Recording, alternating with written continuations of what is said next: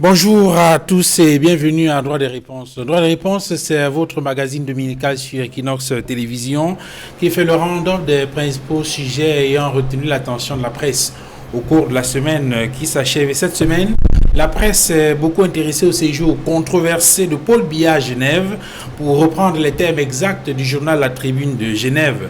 Ce canard soutient que le président de la République du Cameroun a quitté vendredi dernier Genève après un énième séjour controversé poussé à la sortie par l'opposition et la berne fédérale. C'est au lendemain des scènes de guerre civile à Genève, selon le Messager. Le journal de la rue des Écoles, ici à Douala, révèle que le président de la République n'a pu être sauvé de la furie de la brigade anti-Sardinard qu'avec l'intervention de la police helvétique. Le journal Intégration, faisant le compte rendu de cette triste journée du 29 juin 2019 devant la place des Nations à Genève, explique que c'est à l'initiative de la brigade anti-Sardinard que quelques 250 personnes se sont mobilisées pour manifester bruyamment, obligeant les forces de l'ordre à faire usage des lance-eau et des gaz lacrymogènes pour repousser les pros et les anti-Biya, selon le quotidien Mutation. En fait, c'est un remake des échauffourées du mardi d'avant, échauffourées entre des éléments de la brigade anti-Sardinard et des éléments de la garde du président de la République. Dans la foulée, un journaliste suisse avait été agressé, rappelle le quotidien Le Jour, et une plainte avait été déposée par la victime, une plainte qui a conduit à l'interpellation de 6 personnes, 6 membres de la garde du chef de l'État, dont une femme. La dame détentrice d'un passeport diplomatique a été élargie selon la nouvelle expression. Les 5 autres ont été condamnés, certains à 4 mois, d'autres à 2 mois avec sursis. Cette affaire, indique la radio-télévision suisse, a donné lieu à un débat dans l'espace public en Suisse, notamment sur l'opportunité ou non de continuer à recevoir sur le sol helvétique le président de la République. En effet, un député socialiste suisse, Sylvain Tevos, vient de lancer une pétition à ce sujet, une pétition qui n'a pas de chance d'aboutir, soutiennent certains experts et des praticiens du droit qui évoquent notamment la Convention de Genève. Et parlons justement des droits de l'homme. Ça a chauffé à l'hémicycle de Ngouaïkele cette semaine. Le quotidien Le Messager observe que le Social Democratic Front a claqué la porte des travaux pour protester contre l'adoption au forceps de la loi sur la Commission nationale des droits de l'homme et des libertés. Le quotidien Le Jour a donné la parole à l'honorable Jean-Michel Nitieux, député Vouri-Est dans le littoral, qui soutient que ce texte est une provocation car les violations des droits de l'homme au Cameroun sont légion et il existe pourtant une commission qui n'a rien fait pour protéger les droits de l'homme dans notre pays. Vrai ou faux? Eh bien, nous donnons la parole aux panélistes invités donc sur le plateau de Droit de Réponse ce dimanche. J'introduis Samuel Motte. Bonjour. Bonjour Duval. Merci infiniment d'être venu sur ce plateau. Merci pour l'invitation qui m'a été faite. J'espère que les téléspectateurs seront contents du débat qui aura lieu tout à l'heure. Merci Samuel Motte d'être venu. Vous êtes militant du RDPC, vous êtes président de la section RDPC CAM Sud-Est. CAM Sud-Est, dans le siège à Yingi. Voilà. Merci d'être venu sur ce plateau. J'introduis Maximilienne Ngombe. Bonjour. Bonjour. Merci d'être venu. Je suis honoré. Vous êtes consultante expert en droits de l'homme, mais vous êtes coordinatrice du REDAS, du réseau des défenseurs des droits de l'homme en Afrique centrale. C'est ça, merci. Merci Maximilien Ngombe d'être venu sur ce plateau. Et bien sûr, notre consultant permanent sur Droit des Réponses sur Equinox Télévision, Edmond Kamgia, bonjour. Bonjour, Monsieur Fangoua. Et merci infiniment d'être venu. Je salue tous les copanélistes et naturellement Maximilien Ngombe pour sa présence qui rehausse l'éclat de cette émission. Je salue également les téléspectateurs fidèles de cette émission. Nous attendons également sur ce plateau un autre invité qui est bien évidemment militant du mouvement pour la renaissance du Cameroun, Maître Roland Diou, qui devrait nous retrouver sur ce plateau dans quelques secondes en principe. Je commence avec vous, Edmond Kamgia. Le journal Intégration, cette semaine, parlant donc des événements de Genève, a porté en sa une cette semaine Cameroun contre Cameroun. Le Cameroun s'humilie. Le journal fait le récit de cette triste journée du samedi 29 juin 2019 devant la place des Nations à Genève, où quelques 250 personnes ont été mobilisées à l'initiative de la brigade anti-Sardinat pour manifester bruyamment, dit le journal, une manifestation qui a obligé les forces de l'ordre genevoises à faire usage des lance-eau et du gaz lacrymogène pour repousser les anti-sardinards. Et en fait, on apprend que c'était les suites des échauffourées de mardi dernier, des échauffourées entre des éléments de la sécurité du président de la République à l'hôtel intercontinental et ces éléments de la brigade anti-sardinat. Alors, comment on en arrive à une situation comme celle-là, où on organise, où des Camerounais s'affrontent entre eux en terre étrangère? Oui, je partage la manchette du journal Intégration, le Cameroun qui s'humilie, le Cameroun contre le Cameroun, parce qu'en réalité, il s'agit des Camerounais face à d'autres Camerounais. Des Camerounais, c'est vrai, avec des statuts différents, qui sont retrouvés en terre étrangère, en train de s'affronter sur des questions concernant le Cameroun. Maintenant, comment est-ce qu'on en est arrivé là? C'est la question de fond. On n'aurait jamais dû en arriver là. Si la situation au pays était favorable à l'expression libre, n'est-ce pas, non seulement de l'opinion, et de l'expression libre des citoyens sur le terrain politique. Parce qu'il faut le dire fondamentalement, c'est une question politique. Politique parce que s'il était possible aux partis politiques et aux organisations de la société civile d'exprimer librement leurs protestations, de manifester librement, de dire leur mécontentement au Cameroun, je pense qu'on n'en serait pas arrivé là. Où c'est la diaspora qui rappelle au premier Camerounais, au premier des Camerounais, c'est-à-dire au chef de l'État qui est en séjour privé en Europe, qu'il n'est pas le bienvenu là où il se trouve à l'hôtel intercontinental. Au fond, il faut dire ceci. Les Camerounais, la diaspora, ceux qui se présentent comme étant la brigade anti-Sardinat, se sont exprimés librement là où ils se trouvent. Et je dois dire une chose qui est essentielle. C'est une organisation qui a demandé et obtenu l'autorisation de manifester. Il se trouve simplement qu'à un moment donné, ils ont débordé le cadre de l'itinéraire qui était prévu et se sont retrouvés au niveau où ils n'auraient jamais dû être, c'est-à-dire pratiquement devant l'hôtel intercontinental où le chef de l'État et sa délégation se trouvaient. C'est pour cela que la police a réagi, parce que la police a encadré la marche. Mais à un moment donné, la police a réagi en utilisant les gaz lacrymogènes et autres pour les disperser, parce qu'il n'était pas prévu dans l'autorisation qui leur avait été accordée d'aller plus loin que là. Mutation parle de la douche helvétique. Peut-être que le mot douche, peut-être qu'il faut percevoir ça au propre comme au figuré, dans la mesure où on a effectivement vu qu'il y a eu des lances, on a utilisé des appareils pour lancer, pour jeter de l'eau, pour lancer de l'eau sur les manifestants, mais en même temps, lorsqu'on parle de douche, ça renvoie un peu à l'humiliation. Effectivement, quand on parle de douche, ça renvoie également à l'humiliation, parce qu'en réalité, c'est le monde entier, en Mondovision, qui a assisté à cette scène pendant toute la semaine. Et il faut le dire ici, l'image du Cameroun a été ternie, a été écornée. Mais, au fond, pourquoi est-ce que l'image du Cameroun a été ternie? Elle aurait ne pas pu être ternie de cette manière-là si, au Cameroun, les choses allaient beaucoup plus normalement. Je le disais tantôt par rapport à l'expression libre des partis politiques. Donc, c'est une façon d'exprimer leur mécontentement. Et nous l'avions dit sur un plateau précédent que nous condamnions les actes, ces affrontements-là. Nous condamnions ces violences.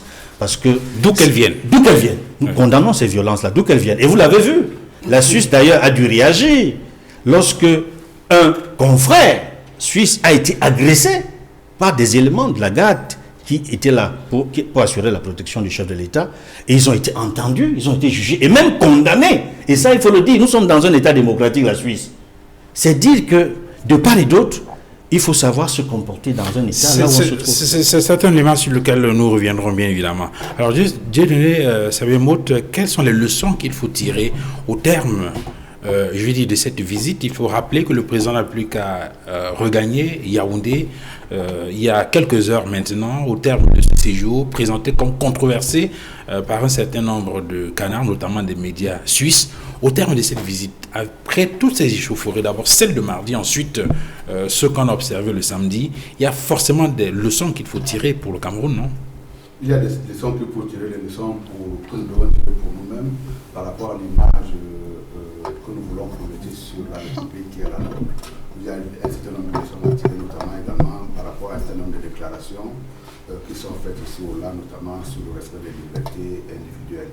J'ai vu tout à l'heure Edmond Kanga essayer d'anticiper à peu près sur la réaction qui sera la mienne, parce qu'il essaie de justifier un certain nombre d'attitudes, notamment quand les gens ont été renvoyés parce qu'ils sont sortis du cadre de l'itinéraire qui nous avait été imposé par les pouvoirs publics suisses, politiques, très probablement, mais ce qui veut dire également que nous retenons que lorsqu'il y a des manifestations qui s'installent quelque part, premièrement, on n'est pas très sûr qu'on peut canaliser l'ensemble des agissements des uns et des autres.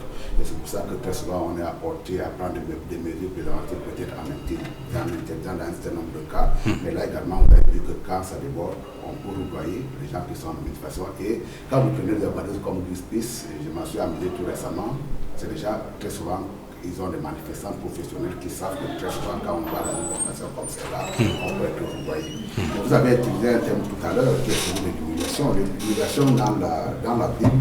C'est le journal Intégration qui parle d'humiliation. Oui, il est revenu là-dessus assez abondamment. Je pense que l'auto-humiliation, c'est quelque chose plutôt de favorable, de vertueux, parce que l'auto-humiliation ouvre d'abord la rédemption. Dans le cas d'espèce, on ne peut pas dire que les Camerounais sont humiliés. Les Camerounais se sont excités à l'extérieur dans la perspective essentiellement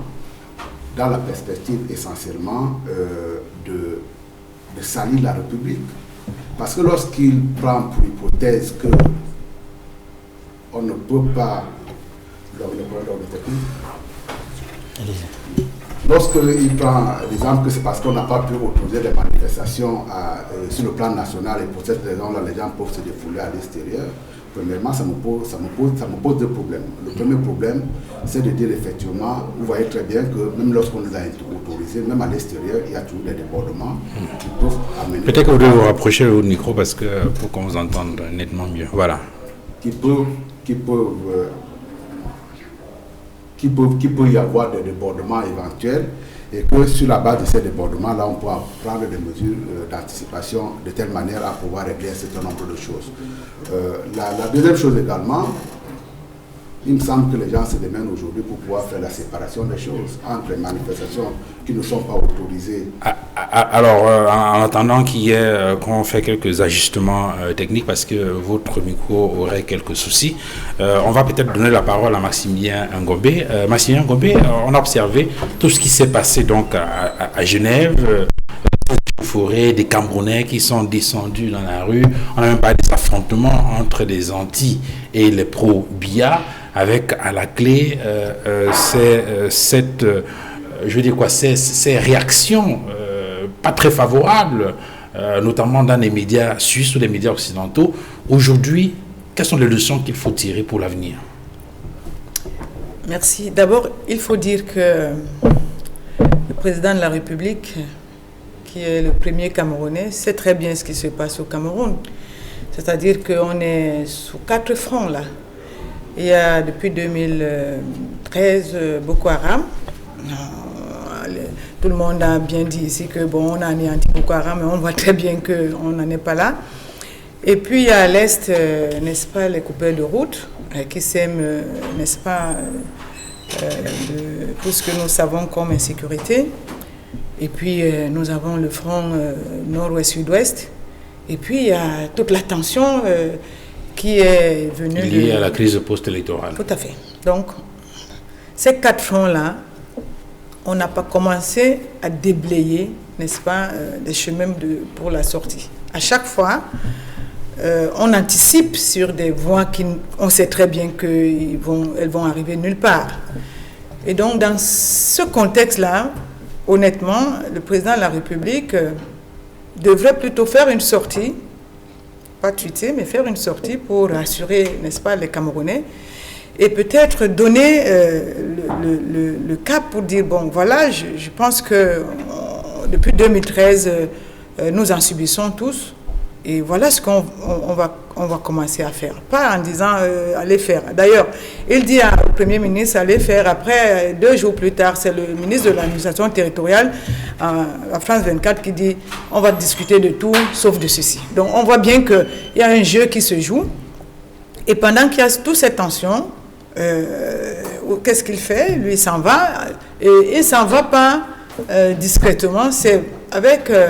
j'ai lu à Cameroun Tribune, c'est-à-dire comme si c'était un affront qu'il faisait au peuple camerounais. Voilà, donc il s'en va à Genève, vous allez voir ce que vous allez voir. Donc je pense que... Mais il faut préciser que c'était un séjour privé.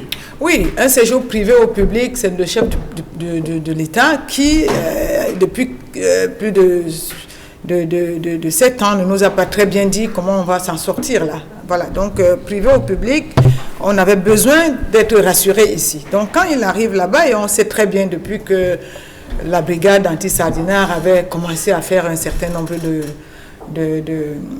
avait commencé à prendre un certain nombre de dispositions,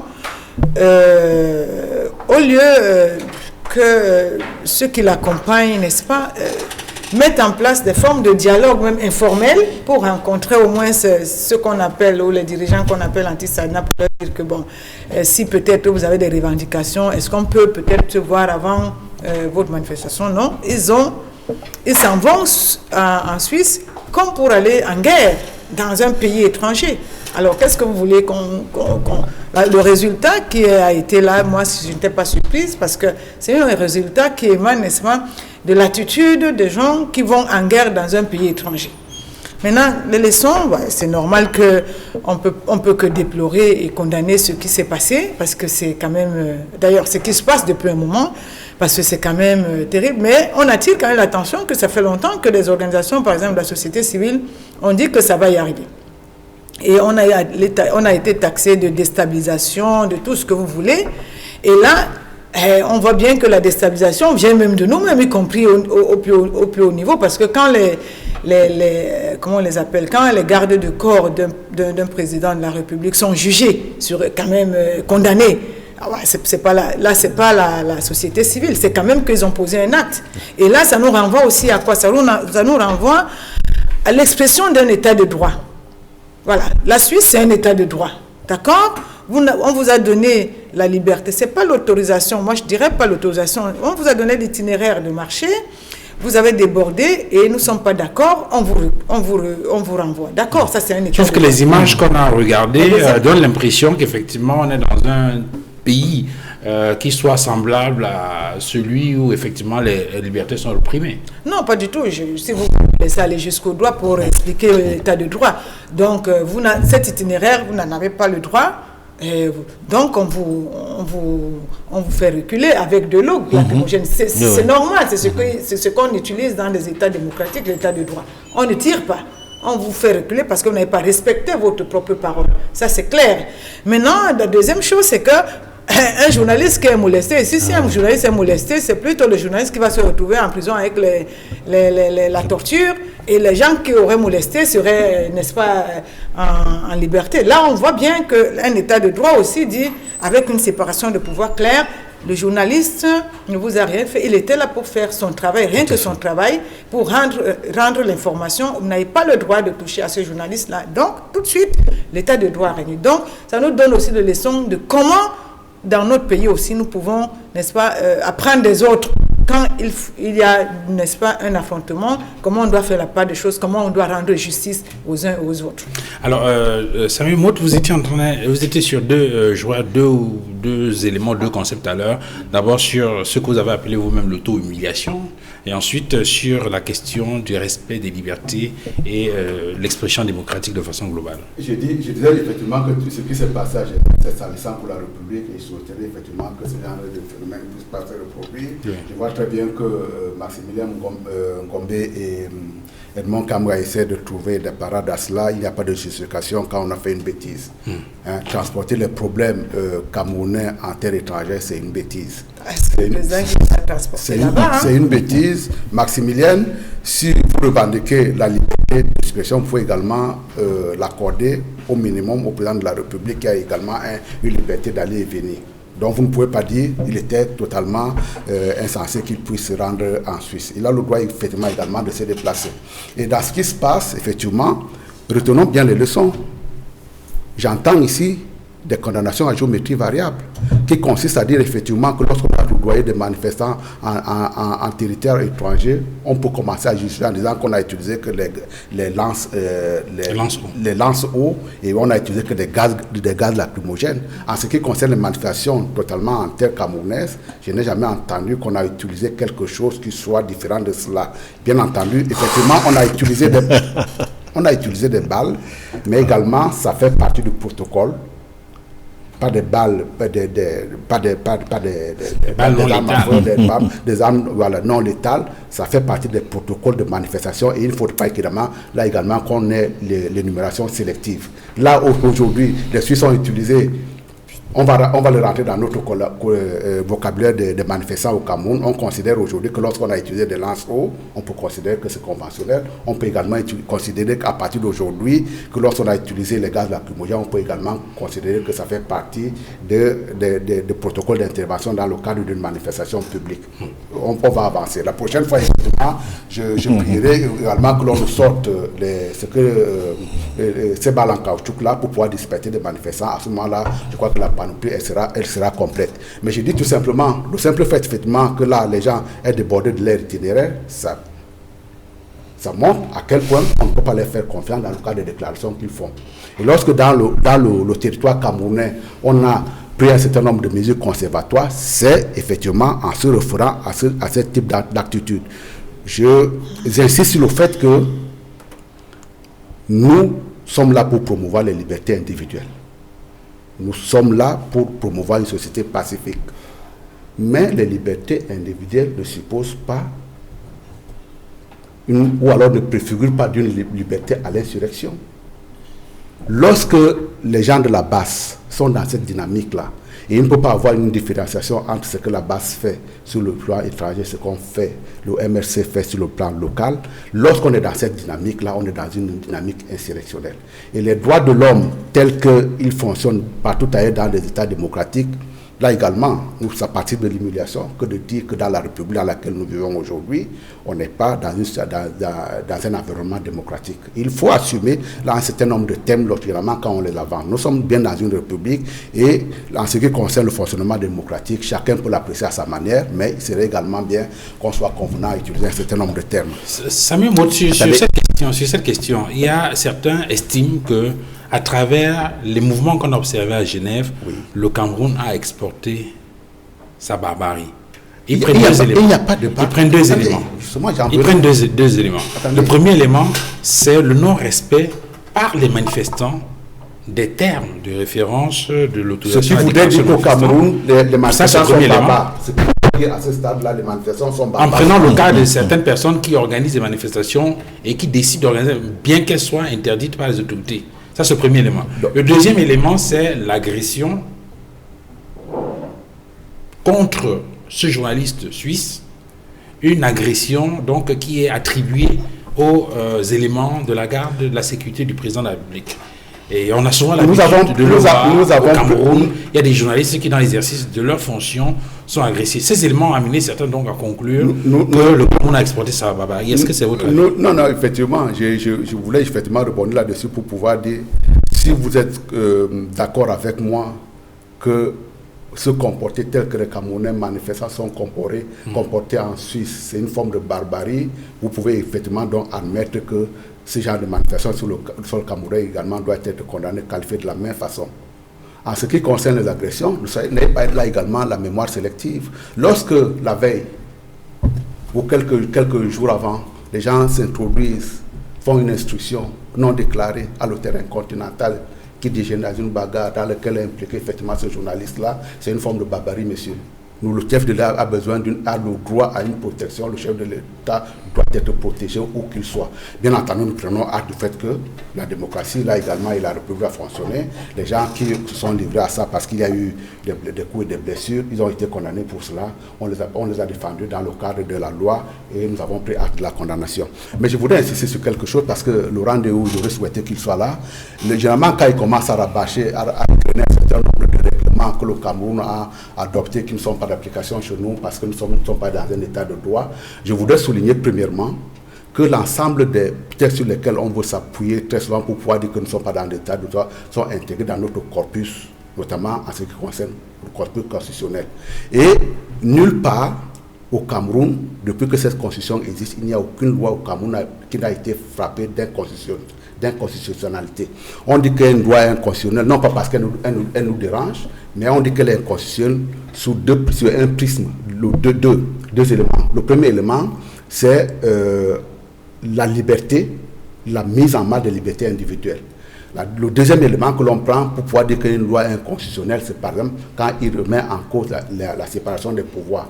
Au Cameroun, toutes les lois qui ont été votées, que ce soit dans le cadre de ces libertés individuelles-là, on ne peut pas les considérer comme étant des lois anticonstitutionnelles.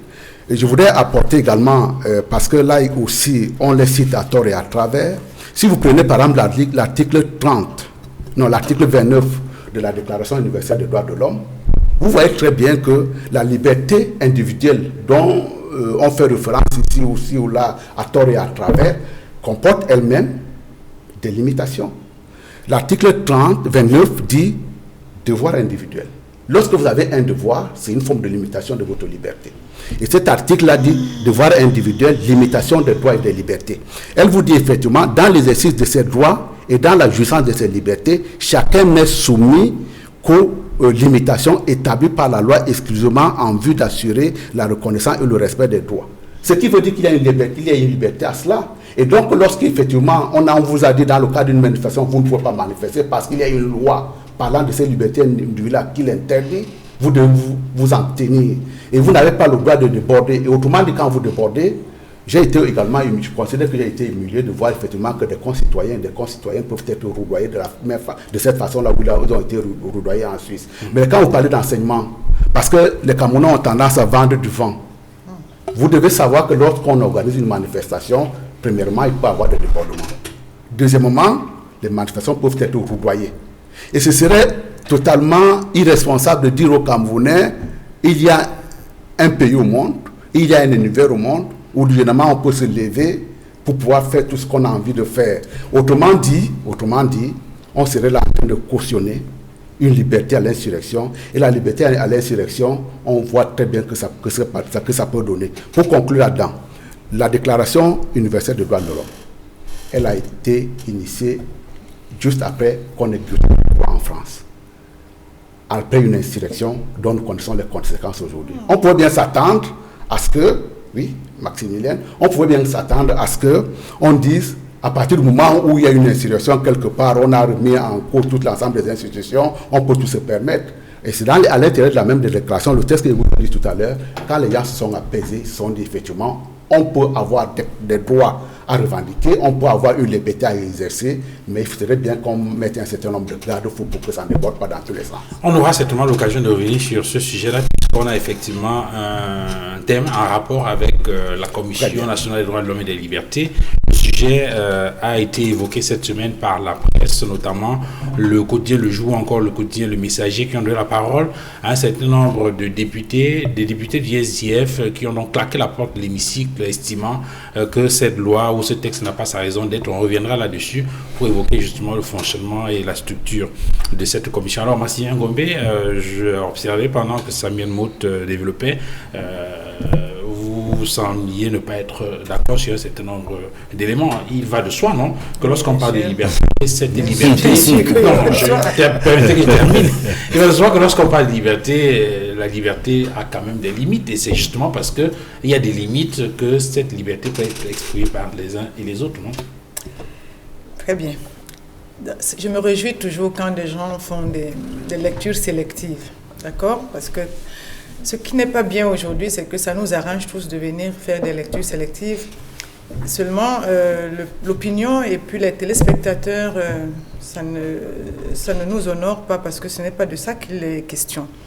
La première chose. La deuxième remarque, c'est que moi, je n'ai pas dit que le président de la République n'a pas le droit d'aller et venir. Je me bats pour les lois. Il n'aurait pas dû aller en Suisse. Je ne sais pas ce que j'ai dit. Bien. Je suis encore assise là. Je suis encore assise là. Je dis qu'il était inopportun à ce moment précis-là pour lui de partir.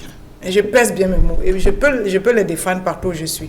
Il a le droit d'aller et de venir là où il veut, mais là, ce n'était pas opportun.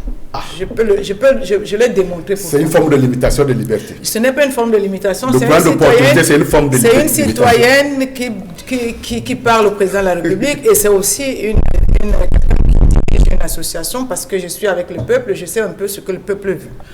Quand je l'ai dit, d'abord, après la déclaration universelle, il y a d'autres choses qui ont été prises. Il y a le pacte international relatif aux droits civils et politiques. Et le droit et la liberté évoluent. Ça ne stagne pas. Oui. Et puis, ce que vous citez là, c'est un des articles. Le premier article, c'est que Donnez notre article qui est en contradiction. Tout le monde tous les hommes sont nés égaux. Oui. Libre et égaux. Ça, c'est la première chose. La deuxième chose, c'est que la déclaration universelle n'a pas été adoptée après ce que vous venez de dire là. C'est après les atrocités de l'Allemagne. Pour ne dire plus jamais ça. Mais si. Oui, en 48. 10 décembre 1948. Ça au moins, tout à fait. Je peux vous le dire. C'est à partir de après 45, c'est un cours. Je peux donner le cours sur cette chose-là. Donc, on ne discute pas de ça. Oui. Donc, maintenant, après, il y a des protocoles qui ont été ici, c'est vrai. C'est pas les histoires de l'insurrection française. Ça n'a rien à voir. C'est plus jamais ça après la guerre de 45. Donc, c'est 46-47 qu'on a commencé à travailler dessus et c'est en 48 qu'on l'a adopté. 10 décembre. Maintenant, après, il y a eu des protocoles. 48. Ça, c'est les Nations Unies. Mais monsieur Mord, vous avez parlé... Je ne sais pas la déclaration universelle des droits de l'homme. Elle est d'inspiration française, de Maximilien. Alors, écoutez, on va pas discuter, s'il vous plaît. On va pas discuter de ça. Allez-y. S'il vous plaît. Je vous en prie. On peut continuer. S'il vous plaît. Ce sont des détails. Les téléspectateurs sont là. Ils écoutent, donc ils sont capables de savoir qui est. Mais les spectateurs doivent connaître aussi la vérité parce que c'est aussi comme ça qu'on les forme. Il ne faut pas venir sur les plateaux raconter des histoires. D'abord, c'est pas français. C'est d'abord les États-Unis qui ont commencé à parler, n'est-ce pas, de la loi. En Californie, c'est un État qui a commencé à dire il nous faut une loi pour protéger des individus. Un État dans les États-Unis. Après, les Français se sont inspirés de la déclaration des États-Unis, mais l'ensemble des pays, c'est après la guerre l'ensemble des pays pour la déclaration universelle, c'est plus jamais ça. Donc, je le dis aux téléspectateurs pour qu'on ne leur raconte pas d'histoire. Maintenant, après, il y a les protocoles. Et il y a les protocoles, c'est-à-dire, par exemple, ce dont je parlais, le comité des droits de l'homme qui a mis en place, n'est-ce pas, les droits civils et politiques. Et vous savez que les États, aujourd'hui, devant Genève, doivent venir, n'est-ce pas, montrer en quoi ils ont appliqué, n'est-ce pas, ces protocoles-là. Et il y a des protocoles additionnels comme contre la torture. Donc, on ne peut pas venir ici dire que il y a 2 poids 2 mesures. Il y a que le Cameroun, aujourd'hui, il faut l'accepter, est décousu et les droits de l'homme ne sont pas respectés. Et les libertés individuelles ne se limitent pas à des manifestations. Et puis, dans tous les pays du monde entier, ce n'est pas aux manifestants, n'est-ce pas, de canaliser ou alors d'encadrer les manifestations, c'est à l'État d'encadrer les manifestations en laissant des gens manifester. Ça peut déborder de part et d'autre, mais il faut que chacun prenne ses responsabilités. On ne peut pas tous azimuts tout le temps dire on a analysé, et puis quand vous voulez analyser des faits, quand vous voulez interdire une manifestation, vous appelez des gens qui veulent manifester en leur disant voilà ce que nous avons trouvé comme élément. Peut-être qu'il va avoir les casseurs, peut-être qu'il y a des gens qui veulent, les brigands qui veulent passer par là. Mais vous n'allez pas mettre tout le monde dans le panier pour dire, bon, là, on interdit tout. Et j'ajoute que moi, je ne suis pas là pour faire... le MRC, ce n'est pas mon parti, mais les organisations de la société civile ne peuvent pas manifester. Monsieur Monte, vous savez très bien qu'on a voulu faire un petit point de presse après les élections dans un hôtel de la place, mais j'ai vu les colonels, les commissaires, mais je leur ai demandé, mais il y a quoi ici? Mais qu'est-ce qu'il y a? Après, on s'est déporté au siège du REDAC. Ils sont venus toute la journée, là. Les commissaires de police viennent toute la journée, passer toute la journée. Mais vous ne pouvez pas venir dire aux gens que tout va bien. La deuxième chose, dans des pays normaux aussi où il y a la démocratie, on ne met pas le deuxième, que vous avez reconnu, que l'État, la Constitution a reconnu le deuxième de la Constitution présidentielle. On ne met pas en prison, on ne charge pas de tout ce qu'on a été chargé là. On ne met pas en prison? Non. On ne met pas en prison qui? Le deuxième, la Constitution, vous parlez de la Constitution, n'est-ce pas, qui, n'est-ce pas, vous l'avez dit tout à l'heure que la Constitution est là pour vous. D'ailleurs, vous avez dit, vous êtes là pour les libertés, pour promouvoir les libertés individuelles. Je ne sais pas de qui là, je ne sais pas si c'est vous la Constitution ou vous le RDPC ou vous le président, chacun me dira vous. Mais j'ai bien pris note que vous. Donc je suppose que le RDPC... Non, c'est la Constitution malheureusement. D'accord, mais vous n'êtes pas la Constitution, donc vous dites la Constitution. Aux libertés. D'accord, donc ça fait que... C'est le préambule. La Cour constitutionnelle a déclaré, n'est-ce pas, qu'il y avait le président de la République a gagné les élections.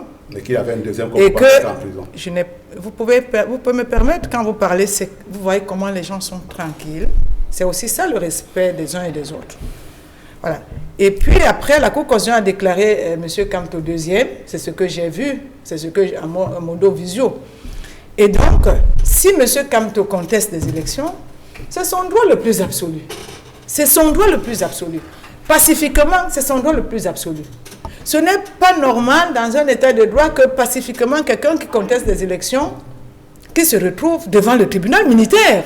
Et oui, le tribunal militaire, monsieur, ce n'est pas n'importe quoi. Je ne sais pas si vous avez déjà fait un tour au tribunal militaire pour voir ce que ça veut dire que quand vous êtes chargé devant le tribunal militaire, c'est trop facile souvent d'être devant la télé, mais quand vous êtes devant le tribunal militaire, ce n'est plus la même chose. Donc, je pense qu'il y a un problème. Et vous dites qu'on n'utilise pas, ici au Cameroun, on utilise les mêmes choses. Personne n'a jamais dit que tout le monde a vu à modo visio aussi ici comment en France on a utilisé les balles réelles, comment il y a eu des victimes. Mais ce qui se passe là-bas, c'est que on a demandé que tous ceux qui sont coupables répondent devant, n'est-ce pas, la justice. Et c'est ça qui est en train de se passer. Okay. Le problème ici, c'est que c'est deux poids, deux mesures. Les militants sont chargés. Ceux qui ont chargé ont même plus de promotions. C'est de ça qu'il est question. Comment dans un pays où, effectivement, on peut comprendre qu'il y a eu des débordements, qu'on peut, n'est-ce pas, charger des militants ou bien des brigands qui sont mélangés dans une manifestation pour peut-être causer des troubles, c'est normal qu'ils répondent devant le tribunal si jamais cela est avéré. Mais c'est normal que ceux qui ont utilisé, même si c'est les balles, comme vous dites, les balles plastiques, encore que vous n'étiez pas là, on n'a jamais fait l'expertise pour démontrer que ces balles étaient... C'est aussi ça le problème ici chez nous. Tout est confus et on laisse chacun aller dire ce qu'il a envie de dire. On n'a jamais fait de l'expertise pour démontrer que ces balles n'étaient pas des balles réelles. Chacun raconte ça, chacun, de par sa passion et voilà, son bord dit c'est les balles réelles, c'est pas les balles réelles. On ne peut pas laisser un peuple dans une telle, n'est-ce pas, impasse. Et c'est pour cela que moi j'ai toujours dit que nous ne pouvons pas faire l'économie, probablement d'un soulèvement populaire pacifique, pour au moins obtenir une commission vérité et réconciliation. Parce que nous sommes arrivés à un point où on ne sait plus rien de l'État. On ne peut pas rester dans une situation où tout le monde est muselé, on ne sait pas qu'est-ce qui se passe, on ne peut pas manifester, on ne peut pas... On a reçu tout à l'heure sur la Commission des droits de l'homme. Edouard Kamgia, Maximilien Gombe tout à l'heure parlait de la situation sociopolitique dans notre pays, en évoquant notamment cette crise dans les régions du nord-ouest et du sud-ouest. Elle a parlé de Boko Haram dans l'extrême nord, les incursions des dans la partie est du Cameroun avec des rebelles venant de la République centrafricaine et surtout de cette crise post-électorale. Et effectivement, ce sont des éléments qui ont été évoqués par ce député suisse, Sylvain Tevos, qui a lancé une pétition qui vise, selon lui, à déclarer le président de la République du Cameroun persona non grata.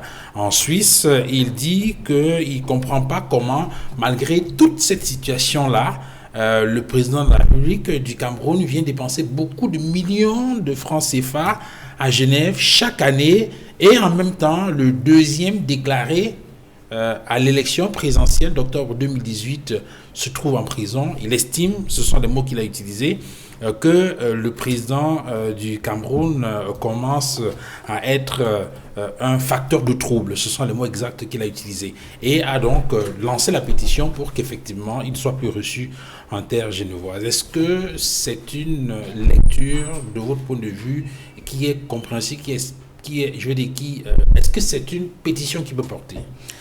M. Fango, avant de répondre à votre question, il me semble utile de faire un certain nombre d'éclairages sur certains points qui ont été évoqués tantôt. D'abord, sur les textes des droits de l'homme. On évoquait tout à l'heure la Déclaration universelle des droits de l'homme. Il y a toute une controverse tout à l'heure. M. Monté, Mme Gombe s'échinaient sur les origines ou le contenu des concepts sur lesquels il semblait ne pas s'entendre. Mais en réalité, la confusion naît du fait que vous n'avez pas pu distinguer deux documents importants.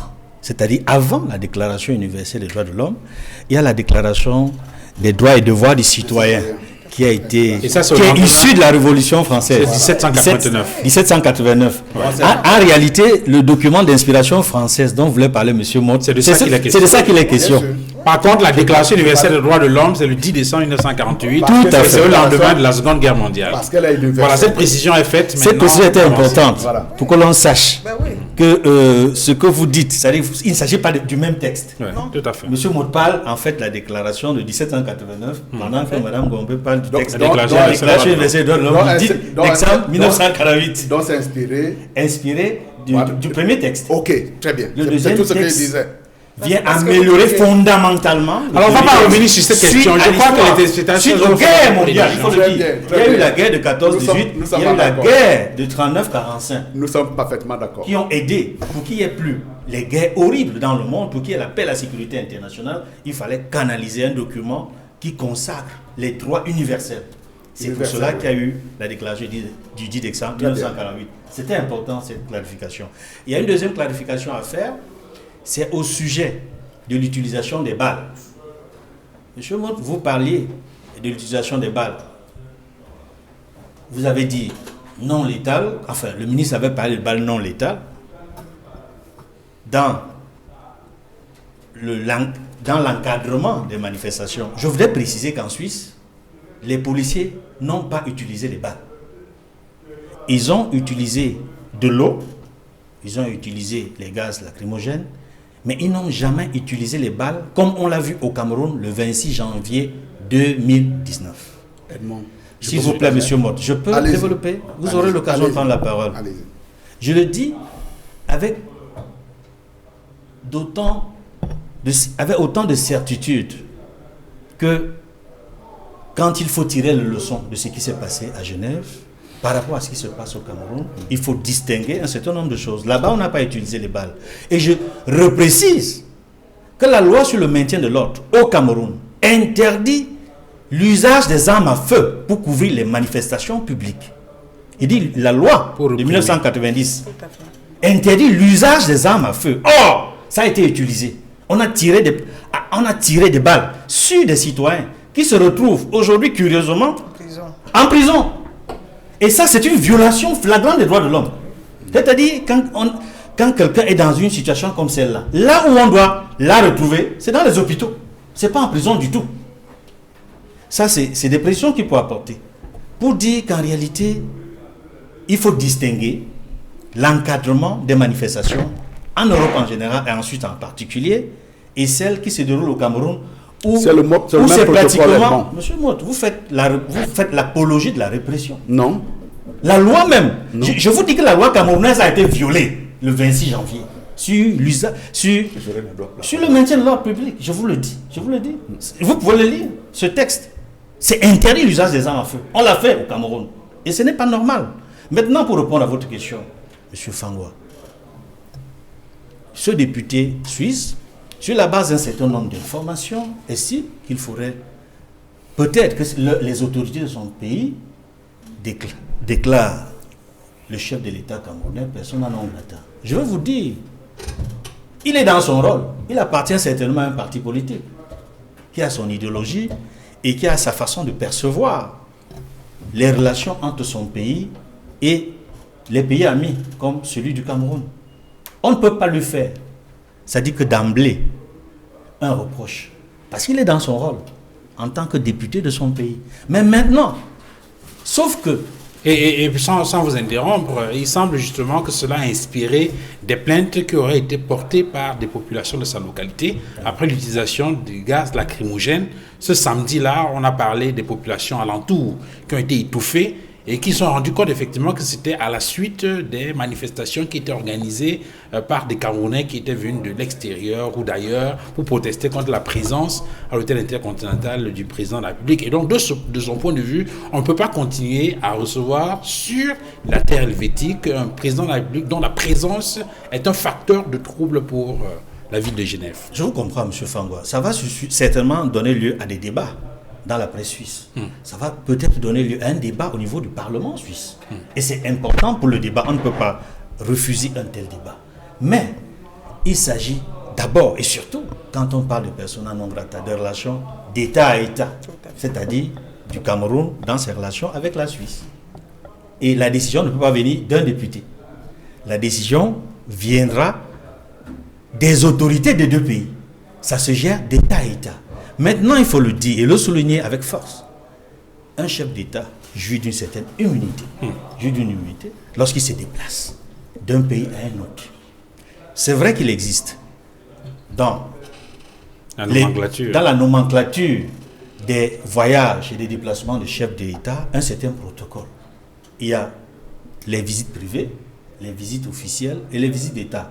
Et à chaque type de visite nécessite un certain type d'encadrement sécuritaire, un certain type de protection qui s'impose. C'est beaucoup plus allégé quand il s'agit des visites privées. C'est beaucoup plus renforcé la sécurité des chefs d'État quand il s'agit d'une visite officielle. La sécurité est totalement prise en charge par l'État d'accueil. Au niveau de la visite d'État, qui est le niveau le plus élevé des rencontres entre les dirigeants, la sécurité est davantage renforcée. En plus de la solennité qui s'impose dans le cas d'espèce. Maintenant, sur la terminologie de persona non grata, pour y arriver, il faudrait qu'il y ait un échange de correspondance entre les deux États et au niveau des dirigeants de ces pays-là. Et il faut des arguments pour justifier la possibilité d'indiquer qu'un dirigeant ou qu'un personnel diplomatique de cet État mérite d'être considéré comme non grata. Et c'est tout un processus et une procédure qui ne peut pas se faire en quelques jours ou en quelques semaines. Donc, la seule chose qui peut être faite pour l'instant par rapport à cette réaction des députés suisses et à travers les pétitions qu'il a soutenues, c'est le débat, c'est ouvrir le débat. Maintenant, il revient aux deux États de décider si, oui ou non, il est possible de dire que le chef de l'État camerounais peut être perçu est considéré comme persona non grata. Alors, je voudrais rappeler, en donnant la parole à Samuel Mout, que Cameroun Tribune, dans sa livraison du 1er juillet 2019, a rendu public en page 7 un communiqué de l'ambassadeur du Cameroun en Suisse dans lequel il informe justement l'opinion publique nationale et internationale que la Confédération helvétique n'a jamais donné aucune directive au Cameroun, comme veut le faire croire un faux communiqué qui circule sur les réseaux sociaux et qui est daté du 29 juin et adressé au cabinet civil. On sait qu'il y a eu un texte comme ça qui a circulé. Eh bien, dans Cameroun Tribune, l'ambassadeur dit qu'il n'en est rien. Et ça, c'est peut-être pour apporter une précision à ce que vous indiquiez tout à l'heure sur les échanges de correspondance qui devraient avoir lieu et qui devraient peut-être permettre de voir par la suite comment devrait évoluer ce dossier. Alors, Samuel Mout, est-ce que, je veux dire, une sortie comme celle-là, qui ouvre le débat dans l'espace public suisse, cela n'honore pas notre pays, hein? et que pour cela, effectivement, on devrait tirer les meilleures leçons et peut-être, pourquoi pas, pour certains, revoir ou repenser le type de coopération, de relation avec la Suisse. Est-ce qu'il faut déjà envisager cela au regard de ce qui s'est passé? Non, c'est pas parce qu'il y a un député qui s'excite dans son coin. Mais au-delà du député, on parle des gardes du président de la République qui ont été jugés et condamnés avec sursis. Est-ce que pour vous, c'est une situation normale? Est-ce que cela ne devrait pas donner à penser... Si la justice suisse a estimé que les faits étaient condamnables, étaient répréhensibles et les a réprimés, on prend acte tout simplement. Ce qui veut dire effectivement que lorsqu'on parle de l'égalité des hommes en droit et en devoir, effectivement on peut penser qu'à partir du moment où on n'a pas une protection diplomatique quelconque, on peut à l'intérieur d'un territoire se faire juger et on peut également se faire condamner. Il n'y a pas de rapport à faire là-dedans. Maintenant, quand vous citez cette condamnation-là, vous devez également le mettre en rapport avec le fait qu'il y a des gens qui sont entrés dans un hôtel pour saccager. Effectivement, en réaction, il y a eu cette échauffourée-là qui a fait qu'accidentellement, un journaliste a été roudoyé et blessé. On a pris acte effectivement de la condamnation. Mais là également, j'aimerais qu'on soit froid quand on porte des jugements. Maximilien ne peut pas dire on est égaux en droit et en devoir et qu'il faut défendre les libertés individuelles et commencer à dire qu'il n'était pas opportun que le président de la République se déplace. C'est en raison effectivement et que par ailleurs qu'ils disent, quand le même gouvernement a dit au Cameroun qu'il n'est pas opportun d'envisager telle ou telle démarche, qu'ils disent que nous ne sommes plus un état de droit. Cette opportunité-là, elle doit être jugée, elle doit être mise à l'aune d'un certain nombre d'informations que nous avons. On ne peut pas dire que c'est inopportun pour une personne et que pour d'autres personnes, c'est totalement opportun, la porte est ouverte à tout. On ne peut pas non plus dire que le fait d'être classé deuxième à une élection présidentielle vaut immunité à tout. Là également, il y a une soirée où on aboutira à une rupture de cette égalité-là qu'elle appelle de tous ses voeux, l'égalité des hommes en droit et en devoir. À partir du moment où effectivement on a droit à une certaine considération, parce que premièrement déjà, être candidat à une élection présidentielle, ça peut nous amener à avoir un regard particulier pour la personne. Mais ce n'est pas la voie ouverte à ne pas respecter les droits et les règlements. Je peux d'ailleurs vous dire, la personne qui doit être le plus assise sur les droits et les règlements, sinon on rentre effectivement dans un état dictatorial qu'ils sont en train de décrire, mais qui n'est pas le mien, c'est le président de la République, qui sait que le socle de son pouvoir est assis effectivement sur la loi. Et à partir du moment où on commence à galvauder la loi, lui-même s'inscrit dans une certaine instabilité. Je reviens tout simplement là également pour pouvoir dire, lorsque nous avons à qualifier des faits, qualifions-les. Lorsque nous avons des jugements à émettre, émettons-les avec toute la froideur nécessaire. Dans le protocole effectivement de la gestion des manifestations publiques, il est admis qu'on puisse utiliser les lanceurs de balles de défense. On ne les a pas utilisés spécifiquement dans le cas suisse dont nous parlons aujourd'hui, mais très souvent on les a utilisés parce que ça rentre dans le protocole. Et ce n'est pas parce qu'on ne les a pas utilisés en Suisse, ce raisonnement-là, par exemple, moi me heurte. Il vaut mieux être commencé par les généralités, peut-être pour aller vers la spécificité, vers la singularité. On ne peut pas dire que parce qu'il n'y a pas un événement qui se passe là, que la généralité doit être remise en cause. Dans le cas effectivement des blessures que nous avons essuyées, que les manifestants ont essuyées dans le cadre des manifestations sur les gilets jaunes, ce n'est pas les gaz lacrymogènes qui ont fait perdre les yeux à un certain nombre de citoyens. C'était des lanceurs de balles de défense.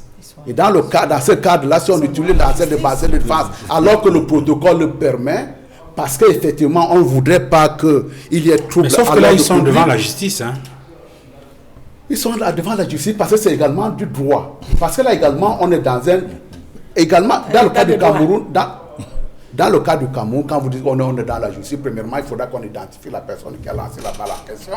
Mais je remarque quand même que dans le cas français que vous citez, il y a effectivement une inspection qui a été demandée par l'IGPN et que, effectivement, s'il y a des gens, ils seront peut-être tout au moins sanctionnés, ne serait-ce qu'administrativement. Mais les lanceurs de balles de défense sont autorisés dans le cadre d'une manifestation comme celle-là. Et c'est parce qu'on ne les a pas utilisés en Suisse qu'on n'a pas le droit de les utiliser au Cameroun, si c'est dans le protocole. On les utilise par ailleurs sous d'autres cieux.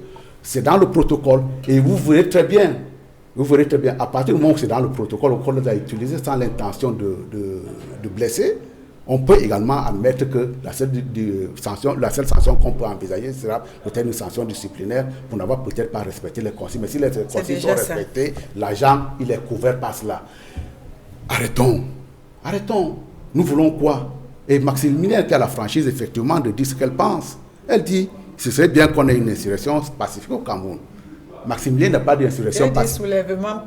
Insurrection pacifique, c'est le terme. Pacifique. Les téléspectateurs vont se référer à YouTube pour voir décortiquer les paroles que tu as utilisées. Même insurrection populaire, pacifique. Maintenant, corrigez la dit soulèvement. Retenons soulèvement populaire.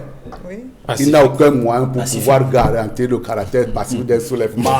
Ce n'est pas possible. Un soulèvement ne peut pas être canalisé. Un soulèvement est très souvent porté pour pouvoir détruire tout son passage. Quelle est la garantie, quel est l'effort, quelle est la force qu'elle a pour pouvoir canaliser 11 millions de personnes qui se mettent en furie, qui est d'ailleurs le terme que vous avez utilisé tout à l'heure dans l'entrée de la présentation de l'émission en disant que le président de la République a été sauvé de la furie. C'est le Messager. Effectivement, quand les gens sont en furie, on ne peut plus dire. C'est la une du Messager. Que vous avez cité. Oui. Vous attribuez par les termes, au moins vous avez fait référence à cela. Quand on a une furie en face, très souvent on est débordé, on souhaite ne pas être débordé. C'est pour ça que de manière préventive, Maximilien, vous en souffrez. De temps en temps, on peut estimer effectivement qu'il y a une manifestation qui n'est pas opportune. Alors, Maximilien Ngombe, pour essayer d'évoluer, il y a eu un certain nombre de réactions au Cameroun au lendemain donc de ces mouvements-là. On a vu, il y a eu une sortie du ministre de la communication, René Emmanuel Sadi, qui a condamné ces violences-là. On a eu la parole à un certain nombre de leaders politiques qui n'étaient pas d'accord avec ce qui s'est passé à Genève, mais il y a eu surtout des sorties des élites ou encore d'un certain nombre de responsables. On l'a vu avec les députés du Sud, on l'a vu avec les élites de l'Ouest. Est-ce que, de votre point de vue, je veux dire, en jetant un regard sur la façon dont cette affaire a été perçue par les Camerounais, est-ce que vous avez des appréhensions? Si je prends le cas, par exemple, de la sortie des élites de l'Ouest, il y a des journaux qui ont relayé cela. Et dans l'analyse, le sentiment qu'on a, c'est que ceux qui ont organisé ces manifestations seraient ressortissants de cette région de l'Ouest-là. Est-ce que c'est une lecture que vous faites? Si oui, est-ce que ce n'est pas une lecture, une compréhension qui serait dangereuse pour l'intégration, pour la protection de l'unité nationale?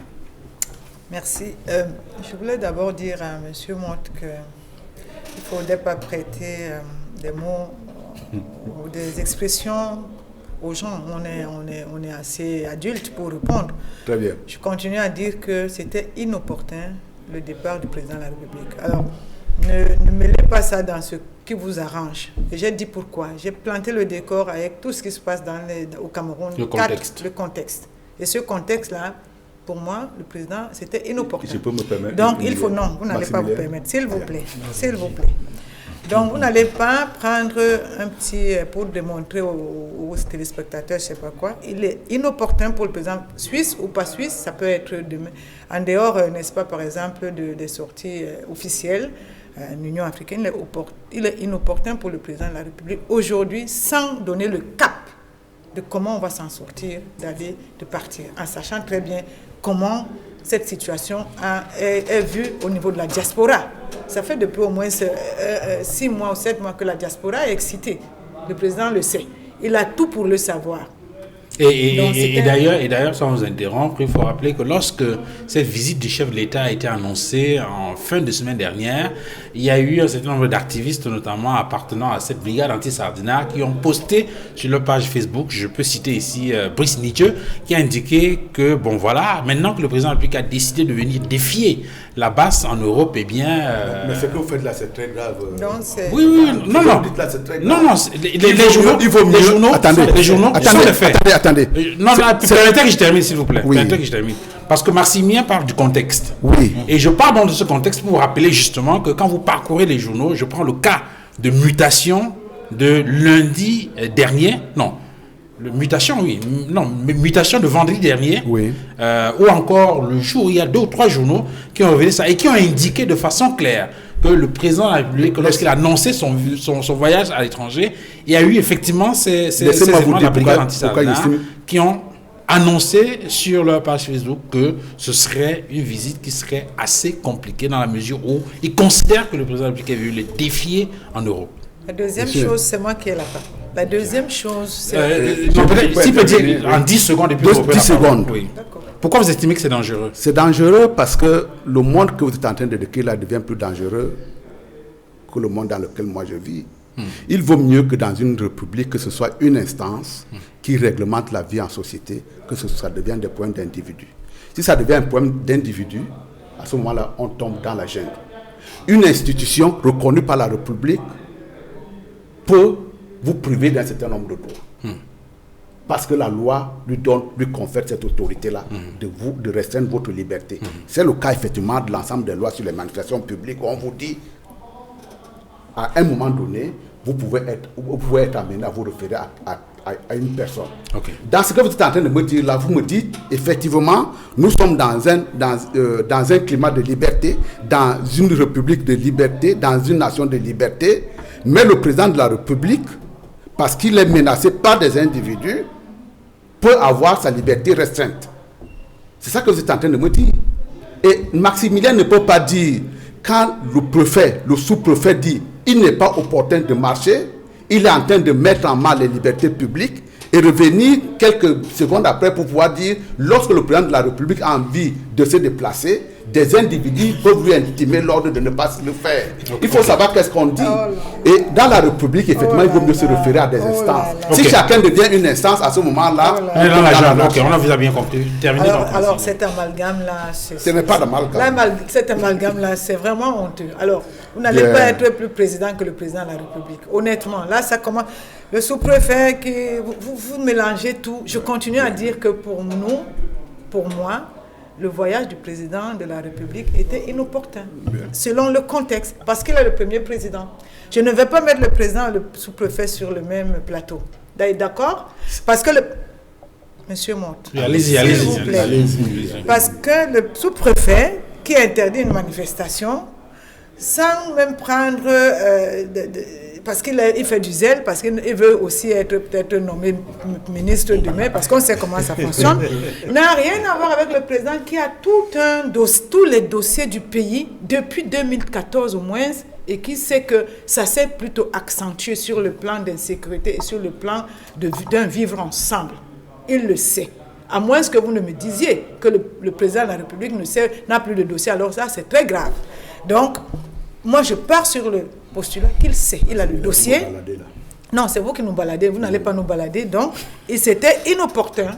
C'est vous qui mettez au même pied, vous mettez au même pied le sous-préfet, une institution, un manifestant. Je réponds à votre question. Monsieur Motte, il n'y aura peut-être pas un remaniement ministériel bientôt. Donc, souffrez que, quel que soit ce que vous allez faire, vous n'allez pas être nommé d'ici peu. Oh non, non. Donc, je disais que maintenant, je termine pour dire que ce qui se passe... Alors, vous n'avez pas cité les Bassa. Les Bassa ont aussi fait leur assise, hein. Ils ont même déjà délimité leur région. Il faudrait que le centre, parce que vous savez qu'on a rattaché une partie de Bassa au centre, ils ont dit qu'il faut ramener ça. Au littoral. Donc le littoral, Bassa, donc ils ont déjà fait le compte. Donc voilà, et c'est ça, on dit ça depuis au moins, et c'est de ça qu'il est question. Donc si vous avez entendu mon introduction, j'allais en arriver là. C'est-à-dire que quoi? Le laisser aller, y compris, n'est-ce pas, les griots, qui viennent démontrer qu'il n'y a pas de problème, ont fait à ce que nous sommes arrivés à des situations qui étaient maîtrisables, qui sont qu'aujourd'hui, les élites bamlékées peuvent sortir, les élites Bassa chacun va maintenant faire ce qu'il veut dans une république. Pourquoi? Parce qu'effectivement, il n'y a pas le cap. C'est dangereux. Et c'est pour cela, vous comprenez aussi la démarche depuis au moins 2017 du REDA, parce qu'on a fait quand même une analyse concrète de la situation pour dire que, au vu de tout ce qui se passe là, j'entends parler de dialogue inclusif. On ne peut plus avoir un dialogue inclusif. Je vais vous dire pourquoi. Parce que la situation est devenue incontrôlable. Un dialogue, ça veut dire que vous avez bien identifié des acteurs, des parties prenantes. Il y a bien on a identifié aussi ce sur quoi on va parler. Et puis on dit, bon, d'accord, on est d'accord. Ce qu'il faut, c'est la Commission Vérité, Justice, Réconciliation. Pourquoi? Parce qu'il faut bien qu'on sache pourquoi on en est arrivé là et qui est responsable. Parce que ça va permettre à ce qu'on plus jamais cela. Et puis la justice, c'est quoi? Parce qu'il faut quand même qu'il y ait des formes de justice. Une justice transitionnelle qui va dire, bon, peut-être il y a eu, moi je ne suis pas commanditaire, je suis exécutant, bon, le pardon, et les commanditaires, mais qu'ils répondent devant diverses justices. Ça peut être une justice civile ou une justice pénale. Pourquoi pas? On peut créer une justice internationale pour le Cameroun, comme on a créé pour le Rwanda, comme on a créé pour la RCA là, et ainsi de suite. Et puis la réconciliation, parce qu'il faut qu'on parle de tout, des libertés fondamentales, des libertés individuelles, de la façon même donc on doit les exercer, de la façon dont même l'État doit les encadrer. On dirait qu'aujourd'hui, il y a un camp qui pense que les libertés, il y en a, et d'autres... Mais non, c'est pas ça. C'est que la façon dont l'État encadre la liberté est problématique. Et il ne s'assure même pas qu'on jouisse de ça. Et je vais vous dire pourquoi. Vous avez parlé de soulèvement populaire. Parce que quand les gens ne sont plus libres, parce qu'on ne sait plus jamais, est-ce que si j'organise même un séminaire, est-ce que vraiment ça va aller, ça ne va pas aller? Qu'est-ce qui leur reste? Qu'est-ce qui leur reste quand vous ne pouvez plus vous exprimer librement? Quand votre opinion ne passe plus? Vous pouvez même vous exprimer, mais on ne vous écoute pas. Il vous reste quoi? Même dans votre propre maison. Vous faites comme si ce qui nous arrive ne nous arrive pas dans la maison. Les enfants qui se rebellent souvent, pour la plupart, c'est parce qu'ils ne savent plus comment faire pour s'exprimer. Vous l'avez les enfants. Donc, et dans la réconciliation, on va parler de tout. On va aussi se réconcilier avec des victimes. On ne parle pas assez. Dès qu'on enterre les militaires et les soldats qui ont tué, leurs familles sont où? On a déjà fait un jour le point pour dire que les enfants sont pris en charge, les veuves sont ici, ils bénéficient de cela, mais on attend ça de l'État. Parce que...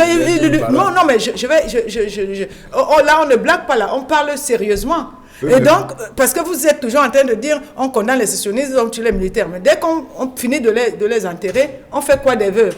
Moi, je les rencontre souvent. On fait quoi des abus sexuels sur mineurs, des jeunes filles? On va passer comme ça, on va faire un dialogue inclusif, les gens vont s'entendre sur des petites choses, et puis, parce que maintenant tout le monde est là-dessus, parce que chacun aiguise son... Je dis, nous disons non, et puis après on va parler aussi de la forme de l'État. Ok. Alors, Edmond Kamgia, sortons de ce sujet par cette réaction d'un certain nombre d'élites, politiques ou non. On a parlé tout à l'heure de cette sortie des élites de l'Ouest, et il se trouve qu'un certain nombre de confrères qui ont interrogé certaines de ces élites de l'Ouest disent ne pas se reconnaître dans cette sorte de mémorandum qui a été adressé et qui condamne ces agissements de la brigade anti-Sardina. Est-ce que cela ne prête pas à confusion? Est-ce que cela ne donne pas l'impression, cette sortie des élites de l'Ouest, que ceux qui ont organisé ces violences à Genève seraient justement ressortissants de cette partie du pays? D'abord, il faut dire une chose. Est-ce que ce n'est pas une analogie dangereuse? Effectivement, c'est une analogie dangereuse. Parce que les discours ambiants de l'heure au Cameroun donnent l'impression que les éléments de la brigade anti-Sardina sont originaires d'une seule région du Cameroun. Et ça, c'est vraiment percevoir les choses sous un prisme déformant. Parce que les Camerounais qui se revendiquent membres de la brigade anti-Sardina sont originaires de toutes les régions du Cameroun. Ils sont connus. On les voit sur les réseaux sociaux. Beaucoup signent. Et on les voit sur le terrain lors des manifestations publiques. Je dis bien, ils sont originaires de toutes les régions du Cameroun. C'est une précision de taille qu'il faut apporter. De ce point de vue, cette sortie des îles de l'Ouest était inopportune. Inopportune. La sortie des îles de l'Ouest est non seulement inopportune, mais elle est dangereuse. Elle est dangereuse.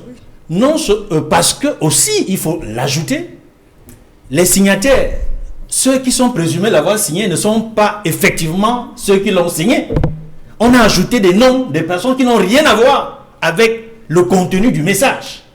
Et c'est doublement dangereux de faire croire. Parce que le fond du message de ces élites de l'Ouest, qui appartiennent au parti au pouvoir, donne l'impression que, puisque une certaine opinion pense que la brigade anti-Sardina serait constituée essentiellement d'une seule communauté, qui serait celle à laquelle eux, les élites de l'Ouest, appartiennent, il faut leur dire qu'ils cessent ce qu'ils font là-bas parce qu'on croit que ce sont nos fils et filles qui le font et c'est mauvais. Et je dis, cette façon de percevoir est dangereuse pour la nation. Ça, c'est une chose importante à leur souligner. Elle est d'autant importante que on a vu d'autres discours, notamment les élites du Sud, les députés du Sud, qui ont réagi et qui, de manière sibylline, ont stigmatisé effectivement la communauté à laquelle appartiennent les élites de l'Ouest, pour donner l'impression que ce sont eux qui font le désordre à travers la brigade anti-Sardina. Et ça pose un problème puisque justement les députés sont des élus de la nation. Effectivement. Même s'ils peuvent venir d'une circonscription électorale précise, il me semble que lorsqu'on est élu député, on devient député de la nation. Oui, c'est pour cela que je dis, nous sommes en pleine république du soupçon. Il faut sortir de la stigmatisation des communautés. Quand des députés d'une région, notamment celle du Sud, laissent croire que c'est la communauté bamileke qui serait derrière les agissements de la base, c'est dangereux pour l'unité nationale. C'est dangereux pour la cohésion sociale. C'est dangereux pour le vivre ensemble. C'est dangereux pour tous les messages officiels proclamés par le chef de l'État sur l'intégration nationale. Je voulais apporter une petite précision. Oui, avant de donner la parole. Oui.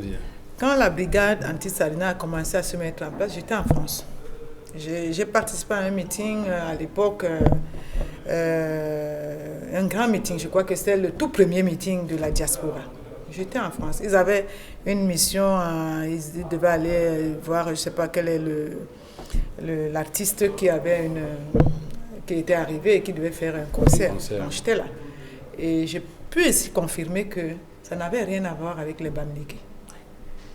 Ça n'avait rien à voir avec les Bamileke. Je les ai vus. Il y avait des bassas dedans. Il y a même une qui est venue me parler en bassa. Je ne sais pas comment elle a su. Bon, peut-être comme elle me voit à la télé. Donc, il y avait des bassas, des douala, des Bamileke. Je les ai vus ce soir-là. Je les ai vus.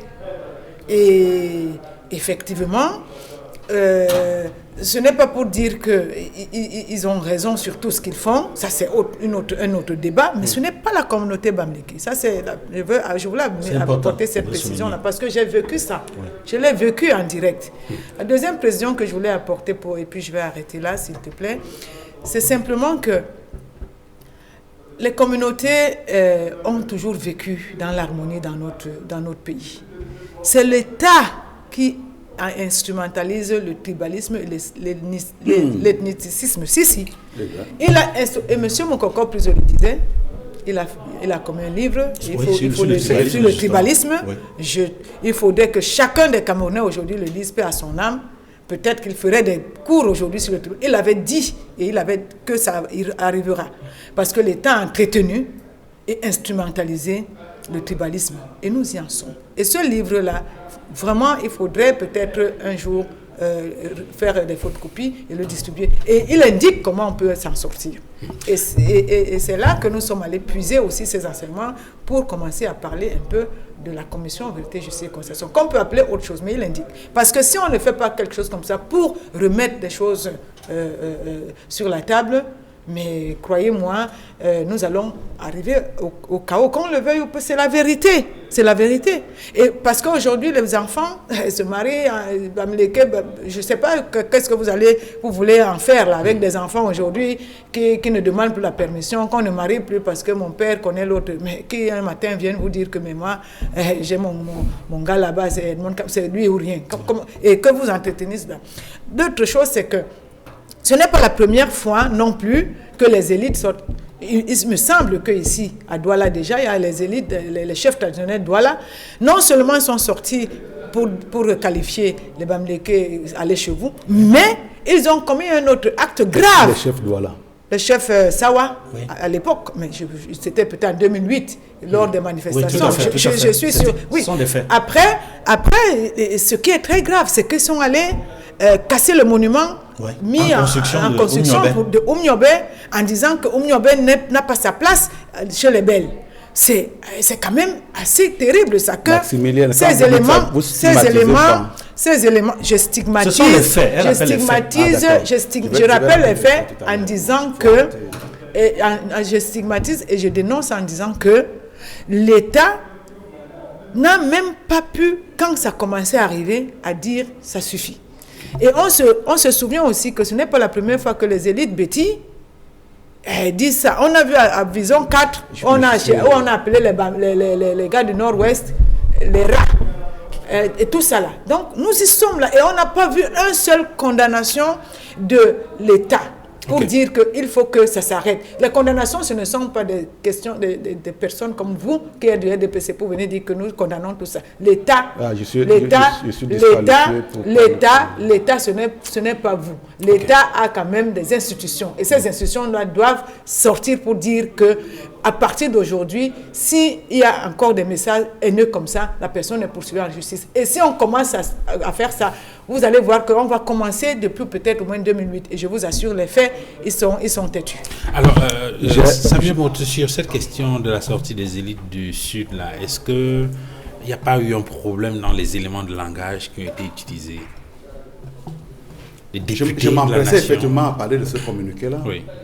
Pour vous dire, même si on est en train de dire celui venant de l'Ouest était inopportune, on ne peut pas faire comme si le communiqué n'a pas existé. Il a existé. Et tout à l'heure, là, j'ai été outré d'entendre Maximilien manipuler un certain nombre de mots.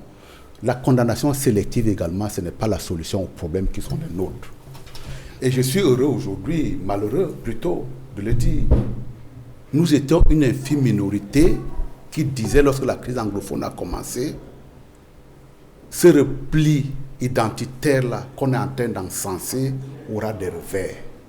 Il me renvoie à Mokoko que je ne connais pas, je m'empresserai de le lire. Il était secrétaire général de l'UPC. Non, mais justement, je dis que je m'empresserai de le lire pour voir quelle était la forme de sa pensée concernant le repli identitaire. Mais à l'époque, quand on disait « n'encensez pas trop la crise anglophone », c'est un repli identitaire qui s'amorce. Les revers vont être terribles, on était très minoritaire. Ce serait bien également quand ils font des condamnations. Je vais te prêter mon livre. Je voudrais également que quand ils font des condamnations, qu'ils aient également en mémoire l'ensemble de ces cris de détresse-là que nous lancions à l'époque. Il est patent effectivement que nous sommes dans un repli identitaire. Et il s'est empressé également, lui, il a cité la lettre qui venait du Sud. Elle-même s'est empressée de faire l'écho d'un congrès en pays Bassa qui reconfigure le territoire camerounais. C'est le repli identitaire qui va tous nous happer, qui va tous nous broyer. Et commencer à faire ce genre aux antennes, quand même, à condamner tel ou tel agissement alors qu'on n'a pas fait l'analyse du problème, sans toutefois qu'ils soient en situation de cautionner quoi que ce soit. Parce que là également, tout à l'heure, il m'a dit je faisais l'apologie de la répression. Républicain que je suis, je ne peux pas faire l'apologie de quoi que ce soit d'aussi déviant. Mais il est une chose, nous devons rester tranquilles, nous devons être froids quand nous posons nos actes, nous devons être froids quand nous posons nos analyses. Parce que très souvent, quand vous les écoutez, ils jouent de ne pas l'être, mais ils sont partisans dans leur langage. Ils vont peut-être me dire, mais toi également, tu défends une chapelle. Mais non, je peux condamner le repli identitaire tout en appartenant à une chapelle. Et vous verrez très bien que je ne dirai pas, en ce qui me concerne, c'est telle ou telle autre communauté qui a commencé. Mais on a fait une erreur. La première, c'était de dire, et on le disait même à l'époque, entre le primordialisme qui est né dans les années 60, là où on se revendique d'une puissance coloniale, et le repli identitaire qui est tout à fait naturel, lequel il faut encenser. Si vous avez commencé avec ce repli identitaire-là que vous cautionnez, la tribu rejaillira à un moment donné. Et la tribu est en train de rejaillir. Elle a été le couronnement, le summum a été atteint pendant la campagne présidentielle. Il y avait un certain nombre de personnes qui pensaient que ça pouvait être une communauté particulière, ils pouvaient trouver leur voie de salut. Ça, nous devons condamner parce que la République que nous construisons aujourd'hui, c'est la République de demain. Elle nous dépasse. Elle va au-delà de nos espérances. Nous sommes là pour passer la main. Et nous devons faire en sorte que quand nous passons la main, que nous ne soyons pas les gens qui ont attisé les charbons ardents sur les têtes de nos enfants qui vont nous succéder. C'est notre devoir. C'est un devoir impérieux qui transcende les clivages. Et nous devons éviter d'être clivants dans une société camerounaise comme la nôtre, qui est sclérosée. Nous devons repasser tout ça. Moi, en ce qui me concerne, je ne prendrai jamais, parti pour une communauté particulière, parce que je pense que tout ça, nous avons besoin de tout ça pour pouvoir nous développer. C'est quoi cette histoire de commencer à dire je condamne telle ou telle chose? Quand il parle effectivement, mais Maximilien est également là pour sortir sur le point humoristique. Vous rêvez pour qu'il ne soit pas ministre demain, c'est pas bien grave. Le jour où on fera...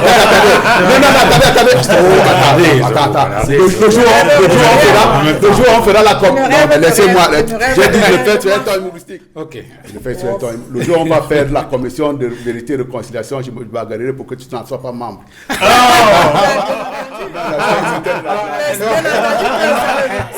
Ça ne génère pas. Mais rassurez-vous également.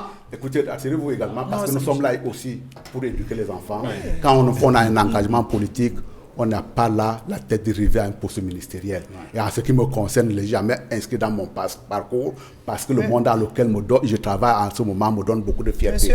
Absolument. Alors, Edmond Kamga, sur cette question, puisqu'on parle justement de la nécessité qu'il y a pour l'État de recadrer un certain nombre de choses en observant des dérives qui émanent parfois de ceux qui en réalité sont chargés de porter ou de travailler pour cette unité nationale. Là, j'ai fait allusion à ces députés-là.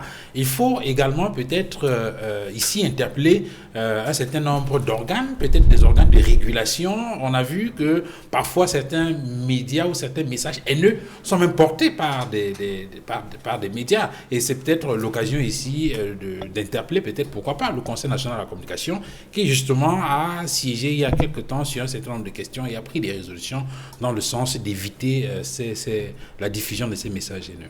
Oui, sur le plan pédagogique, il faut apprécier le travail que fait le Conseil national de la communication par rapport aux messages de haine. Oui. Parce qu'il faut décourager les messages de haine dans les médias. Et on l'a vu depuis plus de 6-7 mois, depuis l'élection présidentielle, le discours de haine a été tellement fort qu'on a du mal à croire que le gouvernement actuel ne fait pratiquement rien pour mettre fin à ce type de discours dans certains médias qui sont connus et contre lesquels le Conseil national de la communication a eu maille à partir, mais dont ces sanctions n'ont pas prospéré. Je ne vais pas citer ce média-là, qui se caractérise par les discours de haine. Mais je voudrais dire, concernant les députés du Sud... Mais avant d'y aller, je voudrais quand même rappeler que, pour ce qui nous concerne, nous, à Equinox Télévision, nous essayons de travailler avec professionnalisme et responsabilité. Absolument. Et nous sommes professionnels. Nous respectons les règles éthiques et déontologiques. Et ça, il faut le dire. Ce serait bien qu'il y ait une instance qui l'affirme. Non, mais nous avons le retour de nos téléspectateurs. Et cela nous rassure. Et nous promettons de continuer dans ce sens. Vous avez des doutes, Samuel Woods? Non, je n'ai pas de doutes. Ça nous rassure. Nous restons responsables sur ce plateau et sur notre plateau d'Equinox Télévision. Je voudrais dire, concernant les députés du Sud, il y a une chose importante, ça il faut le dire et le souligner, qu'on est élu, les députés sont élus dans une circonscription, dans un territoire donné, dans une région donnée, mais il doit savoir une chose, dès qu'il arrive à l'Assemblée nationale, il devient député de la nation. Et c'est pour cela que tout mandat impératif est nul. Même si votre parti, vous êtes contre votre parti, c'est-à-dire vous ne partagez pas certaines considérations de votre parti, et que le parti vienne à vous exclure du parti, vous ne quitterez jamais l'Assemblée nationale. Non. Vous resterez député. Parce que vous êtes d'abord et surtout député de la nation. Vous répondez de la nation. Vous ne répondez pas de votre ethnie. Vous ne répondez pas de votre tribu lorsque vous êtes à l'Assemblée nationale. C'est les questions nationales qui sont portées haut. C'est pour cela que c'est dangereux quand des députés signent un document qui vont à l'encontre de tout ce qui unit la nation, de tout ce qui renforce la et en même temps, c'est une façon de dire, écoutez, si vous n'avez pas été associé à cette entreprise-là, il vaut mieux peut-être le dire et le dénoncer. Dans tous les cas, vous ne souffrez pas, vous ne risquez pas d'être, je veux dire quoi, d'être défait. D'être défait, de vous enlever votre écharpe de député à l'Assemblée nationale. Non, il faut les rassurer, il faut rassurer ces députés-là. Personne ne vous enlèvera cette écharpe. Vous le garderez jusqu'à la fin de votre mandat. Et ça, c'est sûr. Restez patriote. Et nous vous soutenons comme patriotes. Oubliez toutes les considérations qui vous ramènent vers le bas, au lieu de hausser là, au lieu de faire en vous des hommes de principe qui se battent pour que la nation aille de l'avant et non recule. Alors, sortons, la dernière partie de cette émission va être consacrée donc à ce sujet en rapport avec le texte qui reforme la Commission nationale des droits de l'homme et des libertés.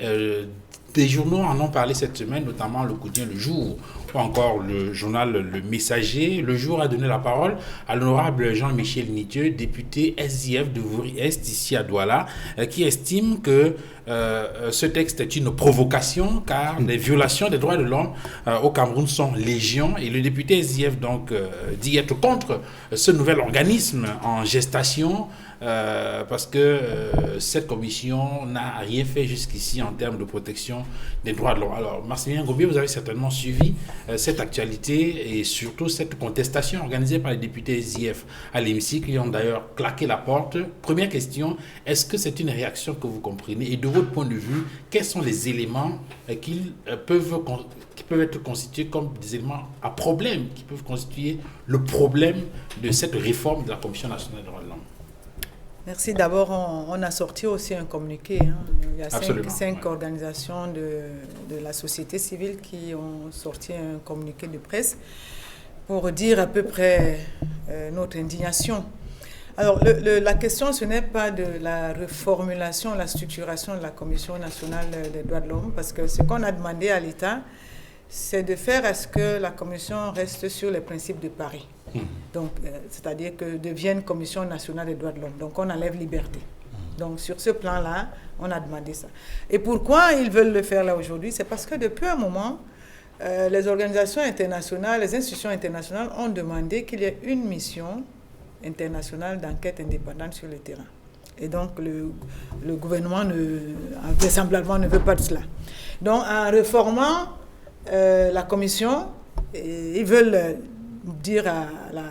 ils veulent répondre en disant, bon, nous avons maintenant une structure capable d'aller sur le terrain, on n'a pas besoin d'une commission indépendante internationale d'enquête, et donc nous, on va vous rendre compte quand la commission sera sur le terrain. Donc voilà un peu le motif, les deux motifs qui ont voulu que, bon, il y a ce texte devant l'Assemblée. Alors, c'est quoi le problème? Le problème, c'est que les principes de Paris, d'abord, le Cameroun a le statut A. Le statut A, c'est que tu es arrivé à un niveau très élevé. Donc, on était en train de vouloir lui retirer le statut A parce qu'il ne fonctionne pas conformément aux principes de Paris. D'abord, sur la désignation des membres. On aurait pu être d'accord avec ce texte qui a été voté devant l'Assemblée nationale s'il y avait eu en amont une concertation, même pas seulement la concertation, mais une consultation de tous les acteurs qui sont impliqués pas sur les droits de l'homme, qui doivent faire partie, n'est-ce pas, de cette instance-là, parce que indépendamment de la société civile, il y a les médecins, il y a des avocats, il y a des journalistes, il y a donc qui doivent être membres, parce que bon, quand il s'agit de la torture, quand il s'agit de ceci, donc on prend en compte tout cela.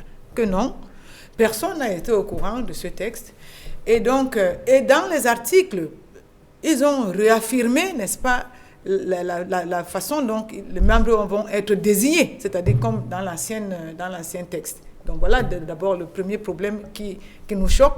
Le président de la République, avec les principes de Paris, c'est après consultation qu'on désigne les membres et on envoie devant le président de la République qui promulgue, n'est-ce pas, qui prend un décret pour rendre ces membres, n'est-ce pas, juridiquement fiables. Mais c'est pas lui qui les nomme et il nous les fait savoir, comme certains d'ailleurs.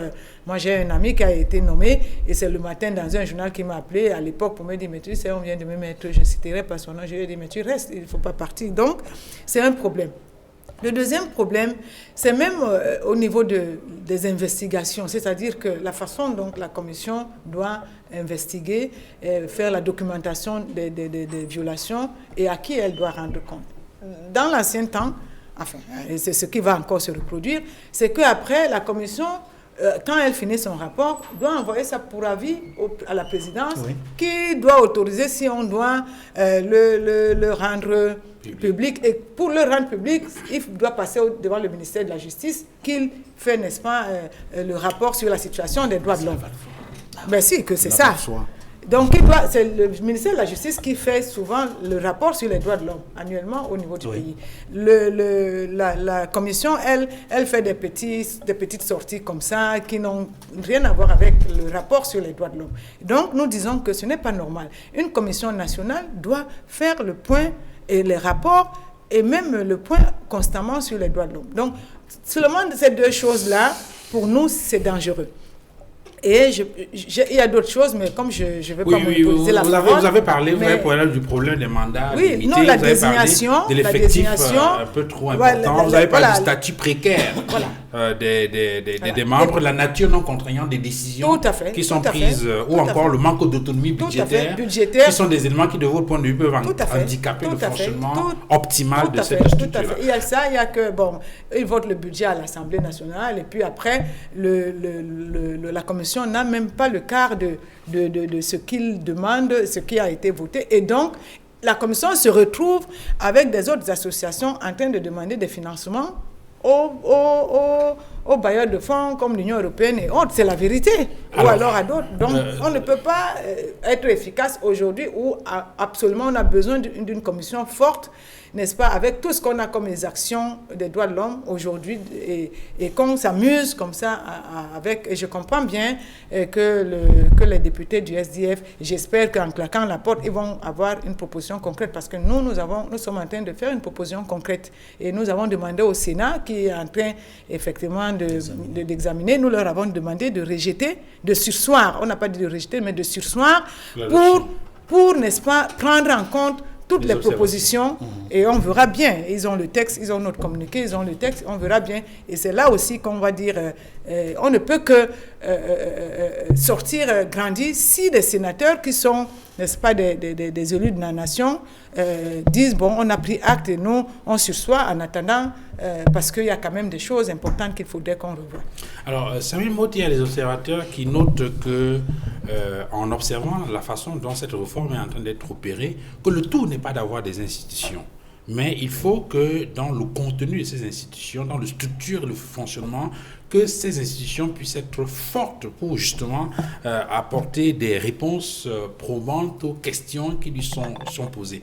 En faisant allusion justement à cette réforme de la Commission nationale des droits de l'homme et des libertés, certains font même un parallèle avec ELECAM pour dire que c'est dans ces conditions pratiquement qu'ELECAM avait été mise en place et on a des résultats aujourd'hui qui sont assez controversés. Il y a une guerre autour d'ELECAM parce qu'un certain nombre d'acteurs politiques estiment que les conditions dans lesquelles cette structure a été créée n'étaient pas bonnes et c'est la raison pour laquelle aujourd'hui on a des contestations au fil des élections. Est-ce qu'il ne s'agit pas, dans la mise en place d'une structure comme celle-là, la réforme d'une structure comme celle-là, de faire une large concertation, d'avoir des avis des différents acteurs pour pouvoir mettre en place une institution qui soit vraiment au service de la liberté et des droits de l'homme? Le point de compromis qu'on pourrait trouver en la matière, en ce que concerne au moins cette constitution, c'est qu'on écrive sous forme de dictée ce que Maximilien nous a édicté là tout à l'heure. À ce moment-là, il y aurait un consensus autour de tout. Donc, ce n'est qu'une proposition. Mais vous n'avez pas un problème personnel. Il n'y a pas un problème personnel. Il n'y a pas un problème personnel, Maximilien. Je n'ai pas un problème personnel. Je vais vous dire sur les questions des droits humains. Vous êtes d'accord, vous n'êtes pas d'accord, c'est ça. Vous savez bien qu'on a suivi avec beaucoup d'attention. Mais bien entendu. Je vous suis parti là également sur un ton humoristique pour pouvoir dire effectivement. Alors, est-ce qu'on ne fonce pas là vers une guerre semblable à celle qu'on a autour des une guerre semblable. Le principe, effectivement, de soumettre au vote vient de ce que, sur un certain nombre de points, on peut être divergent. C'est comme ça que la République fonctionne. Si vous avez un autre fonctionnement qui est différent de celui-là. Mais en amont, il y a une concertation. Non, mais justement, c'est-à-dire que on sait, mais ils participent dans la concertation. Et je souhaiterais également, j'incite les honorables sénateurs qui vont revoir le texte de Maximilien, de prendre et d'y donner le maximum d'attention possible. Ce n'est pas le texte de Maximilien, c'est le texte des organisations dont vous venez de nous parler. Votre personne ne me pose absolument pas de problème. Moi, ça me pose un problème. Moi, je ne suis pas dans le culte de ma personne. Là. Et ceux qui veulent que les gens fonctionnent en termes de culte de personnalité. Et donc ce que je suis en train de vous dire, c'est que dans des textes comme ceux-là, chaque point de vue peut avoir une défense. Et chaque position peut être défendable. Je prends par exemple le cas de la justice, du fait de faire un détour par le ministère de la Justice. Ça peut être également une précaution utile qui consiste à dire on ne lancerait pas la vindicte populaire parce que nous avons devant nous un certain nombre de gens qui sont échauffourés, qui auraient du mal à partir avec telle ou telle personne et qu'on balance des noms à la place publique. Ça peut également demander qu'on fasse un tour sécuritaire de contrôle pour pouvoir s'assurer que ce qui va être publié aura les conséquences nécessaires, qu'on pourra trouver les conséquences. Et lorsque les gens ont des divergences de vues, dans un certain nombre d'entreprises qu'ils ont entrepris ensemble, la meilleure chose qui peut nous permettre de trouver des solutions communes, c'est très souvent soit le vote, soit la justice qui tranche. Il n'y a pas une autre forme. Si vous commencez à envoyer des équipes d'enquête sur le terrain, chacun rentrant avec son opinion, est-ce qu'on peut nous garantir que si on constitue de manière consensuelle une commission aujourd'hui, cette commission-là sera unanime dans les positions, dans les conclusions qui devront être tirées dans le cadre des enquêtes? Je ne vous le garantis absolument pas. Vous êtes convaincu avec moi que vous ne pouvez donner à personne une telle garantie. Ce qu'on peut demander, quelle que soit la façon avec laquelle les gens ont été nommés, quelle que soit la façon avec laquelle les gens ont fait le travail, il y a un certain nombre comment on appelle, un chemin vertueux dans le cadre des enquêtes qu'il faut nécessairement suivre. Ce que j'ai vu jusqu'ici, notamment émanant également des organisations de défense des droits de l'homme, c'est tout sauf des enquêtes. Moi, professionnel de l'enquête, si, lorsque il m'a été chargé de faire une enquête, ce chemin vertueux-là fait qu'avant qu'il ne fasse une publication d'un quelconque rapport, je me réfère à la personne qui a été auditée. Pour quelle raison? Première chose, je peux penser maladroitement penser que j'ai vu une anomalie.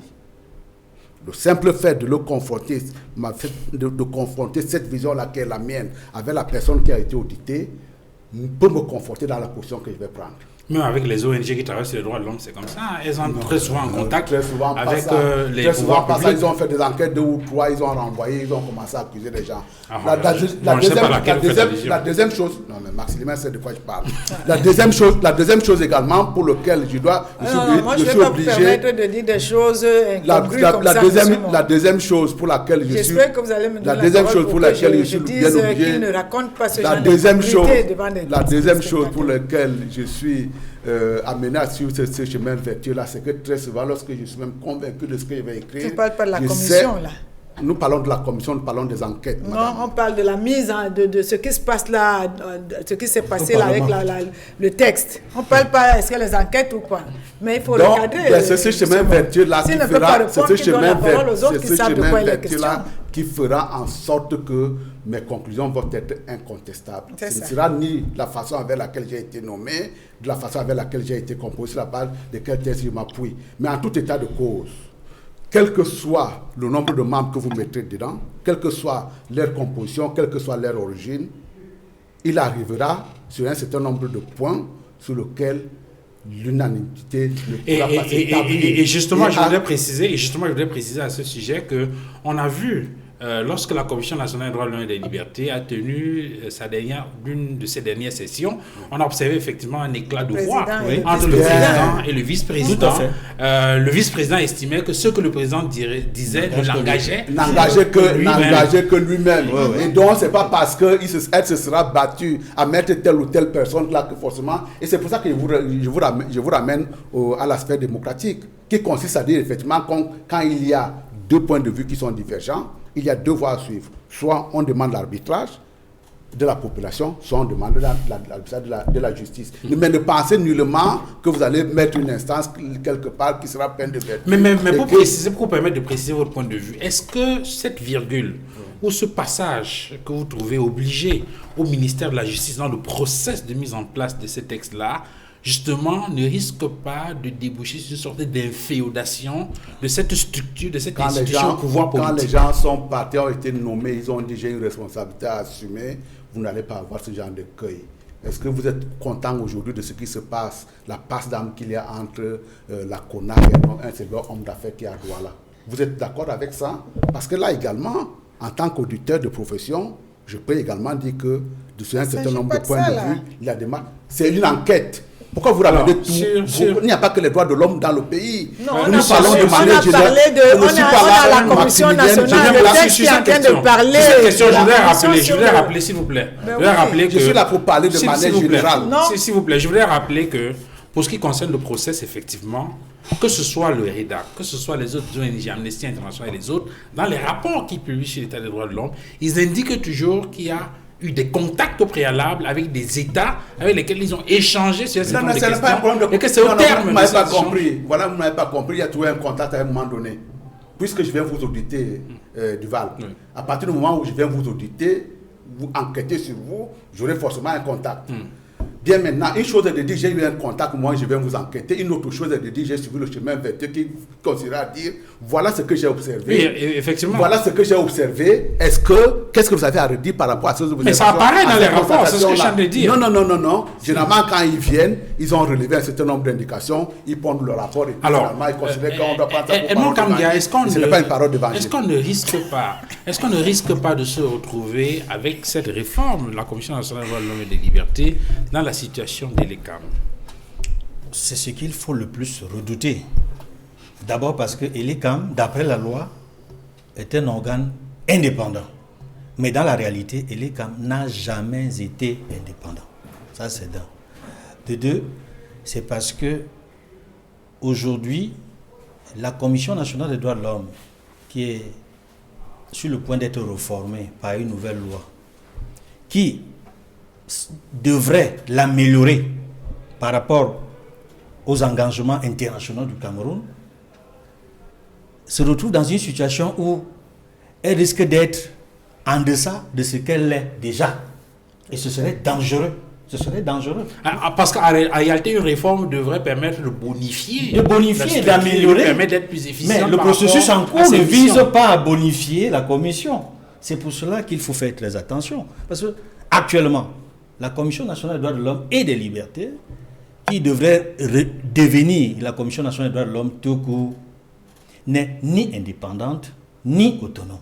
Or, si le processus en cours vise à le rendre non pas indépendant, ni autonome, cela signifie que la réforme n'a abouti à rien de positif par rapport à la situation, par rapport à la qualité que l'on attend de la commission. Et à ce propos, justement, il semble que lorsque l'ECAM avait été mise en place, à un moment donné, je peux me tromper, je passe sous votre contrôle et les acteurs politiques, il me semble que l'ECAM, à un moment donné, avait d'ailleurs même le droit et le pouvoir de publier des tendances. Mais il semble qu'il y a eu après une réforme qui a retiré ses pouvoirs. Et donc, on a observé que cette réforme, au lieu de rendre la structure beaucoup plus forte et beaucoup plus indépendante, l'a plutôt affaiblie. Oui, non, c'est la réalité. C'est la réalité. Et c'est ce que nous redoutons aujourd'hui. Et nous comprenons pourquoi. Monsieur Mott, vous permettez. Vous avez votre temps de parole. Finissez, on est pratiquement à la fin. C'est pas la peine de me rappeler tout le temps, monsieur Mott, vous permettez. Alors que moi, quand j'interviens, vous intervenez également. C'est pas ce que ça veut dire, ça. Voilà, merci. Merci de m'autoriser. C'est maladroit, ça. Attendez. Merci de m'autoriser à prendre la parole, enfin, pour dire que je comprends pourquoi les députés du SDF ont claqué la porte. Pourquoi ils s'en indignent? Parce qu'ils souhaitent qu'il y ait au Cameroun une véritable commission nationale des droits de l'homme. Dans des pays où l'état de droit existe, la commission nationale des droits de l'homme est partie prenante de toutes les évolutions positives de l'avancée de la démocratie. C'est pour cela qu'il n'est pas bon que la Commission nationale des droits de l'homme, le texte qui va sortir, soit en deçà de ce qui existe. Il faut qu'il soit meilleur que ce qui existe actuellement. Et je dois dire sur un point que M. Fango a évoqué, qui a fait l'objet de débat ici, le passage obligé au ministère de la Justice. Si le passage de la Commission au ministère de la Justice fait partie des échanges normaux qu'une commission des droits de l'homme ou qu'une ONG des droits de l'homme doit avoir le ministère de la Justice, il n'y a pas de problème. C'est des échanges normaux pour vérifier un certain nombre d'informations et s'assurer de ceci ou de ça. Mais si le passage vise à censurer la Commission nationale des droits de l'homme, il faut craindre le pire. Il faut regretter. Non. Je le dis parce que je sais de quoi il s'agit. Alors, Maximilien et je connais les membres de l'actuelle Commission nationale des droits de l'homme. Certains s'en plaignent de ce que le rapport qui en sort ne correspond pas au travail préalable qu'ils ont souvent fait. Alors, Maximilien Gombe, c'est vrai que le texte a été adopté à l'Assemblée nationale, le texte devrait passer au Sénat, et peut-être, pourquoi pas peut-être une navette, je vais dire un retour si effectivement vos observations sont faites. Sinon, on peut toujours espérer que même si le Sénat l'a déjà adopté, qu'il puisse avoir des modifications entre l'adoption et la promulgation, et peut-être même entre la promulgation et la publication. Ah oui, je vois que vous écarquillez les yeux, puisque... C'est possible, ça s'est fait. Avec le code pénal, on a vu. Oui, on a vu le président, et d'ailleurs, il est déjà là. Oui. Ce que nous sommes en train de mettre en place, c'est on va envoyer ça à la présidente de la République, et puis les sénateurs ont déjà une copie, mais on va aussi faire une lettre à la présidente de la République en lui disant, voilà ce qu'il faut prendre en compte dans la mise en place de cette commission, d'ailleurs, qui devrait respecter les principes de Paris. Mais je voulais dire à M. Motte que le ministère de la Justice a à son sein la direction des droits de l'homme. Oui. Et si jamais la Commission nationale veut travailler, ce qui est normal parce que les organisations de défense des droits de l'homme dépendent du ministère de la Justice, et les réseaux et les organisations internationales dépendent du ministère des Affaires étrangères. Donc, c'est normal que la Commission travaille avec le ministère de la Justice et plus la direction des droits de l'homme. Mais ce n'est pas normal qu'on vous dépouille de votre indépendance quand il faut, n'est-ce pas, publier votre rapport. Vous publiez votre rapport si le gouvernement, parce que c'est deux entités différentes. La commission ne doit pas s'accrocher, n'est-ce pas, au pouvoir. Si la commission publie son rapport et que le gouvernement a des choses à redire, il fait une conférence de presse en bonne et due forme. On a vu ça dans certains pays africains pour dire le rapport de la commission nationale là, nous prenons acte de certaines choses qui ont été dites, mais d'autres on refute. Et c'est ça qui construit, n'est-ce pas, la démocratie, le respect des libertés fondamentales individuelles et puis d'un état de droit. Mais on ne va pas phagocyter un rapport parce qu'on veut dire, bon, peut-être on ne sait pas ce qu'on va dire. Et pour terminer, M. Motte, tous les rapports du REDAC se sont avérés vrais, vous le savez, et vous avez mordu, on vous a vu ici vous morfondre pour expliquer que c'était au Mali, c'était en Indonésie. Et c'est pas ça pour revenir dire que oui, vraiment, mais bon, une enquête a été ouverte. Donc, arrêtez de discréditer ceux qui travaillent sur le terrain et qui veulent simplement que nous puissions, n'est-ce pas, être à la hauteur des attentes, n'est-ce pas, de la société et qui nous demandent un mieux vivre et où les droits de l'homme, où les libertés fondamentales individuelles sont respectées. Voilà tout ce que nous demandons. On va s'arrêter là pour ce dimanche. Non, mais on ne peut pas s'arrêter quand même. Là, en plus, quand j'ai envie de parler, mais il me coupe, il m'interpelle. Non, c'est vous qui m'avez interpellé. Finissez donc en 15 secondes pour qu'on parte. Les rapports de Maximilien sont peut-être d'une pertinence absolue. Je pense qu'il manque assez souvent de modération. Mais en ce qui concerne le problème de délai comme que vous avez soulevé tout à l'heure, c'est pour ça que j'ai voulu réagir. Oui. Le tour de vis, comme vous l'avez appelé, qui a été mis, c'était pour effectivement préserver l'ordre public, parce que vous imaginez bien que chacun distillant son petit résultat dans son coin et chacun, tout le monde répondant que moi j'ai gagné, vous ne pouvez pas savoir les répercussions que ça pourrait avoir au niveau de la société. Je ne considère pas que nous sommes dans une république comme Bayonne. Évidemment, ça dilue un tout petit peu l'autonomie de ces structures, non? Je ne crois absolument pas. En tout cas, merci, on va s'arrêter là. Je voudrais dire à Maximilien qu'il ne devrait pas désespérer. Je veux dire, même si le texte est promulgué par le président de la République, vous savez qu'il est possible qu'entre la promulgation et la publication... Non, je ne parle pas de lecture. Quand la promulgation et la publication, qu'il y a des modifications, on l'a vu avec... En tout cas, nous avons les compétences le texte de 96 de la Constitution, avec des tripatouages nocturnes qui ont débouché sur un texte... Excusez-moi, vous pouvez vous rendre la voilà, allez-y. Non, mais tout le monde le sait, Samuel Motte. Le texte publié par Cabo Tribu à l'époque était complètement différent de celui que le président avait promulgué. Vous marquez de galanterie. Ce sont des faits. Merci, madame, messieurs, d'être venus sur ce plateau. Merci à vous, Samuel Motte, d'être venu sur ce plateau. Merci à vous, Maximilien Gombe, d'être venu. C'était un plaisir. Edmond Kamguien, infiniment merci d'être venu. Merci à vous, madame, messieurs, d'avoir regardé cette autre livraison de droit des réponses de ce dimanche. Excellent dimanche à tous et à très bientôt. Au revoir.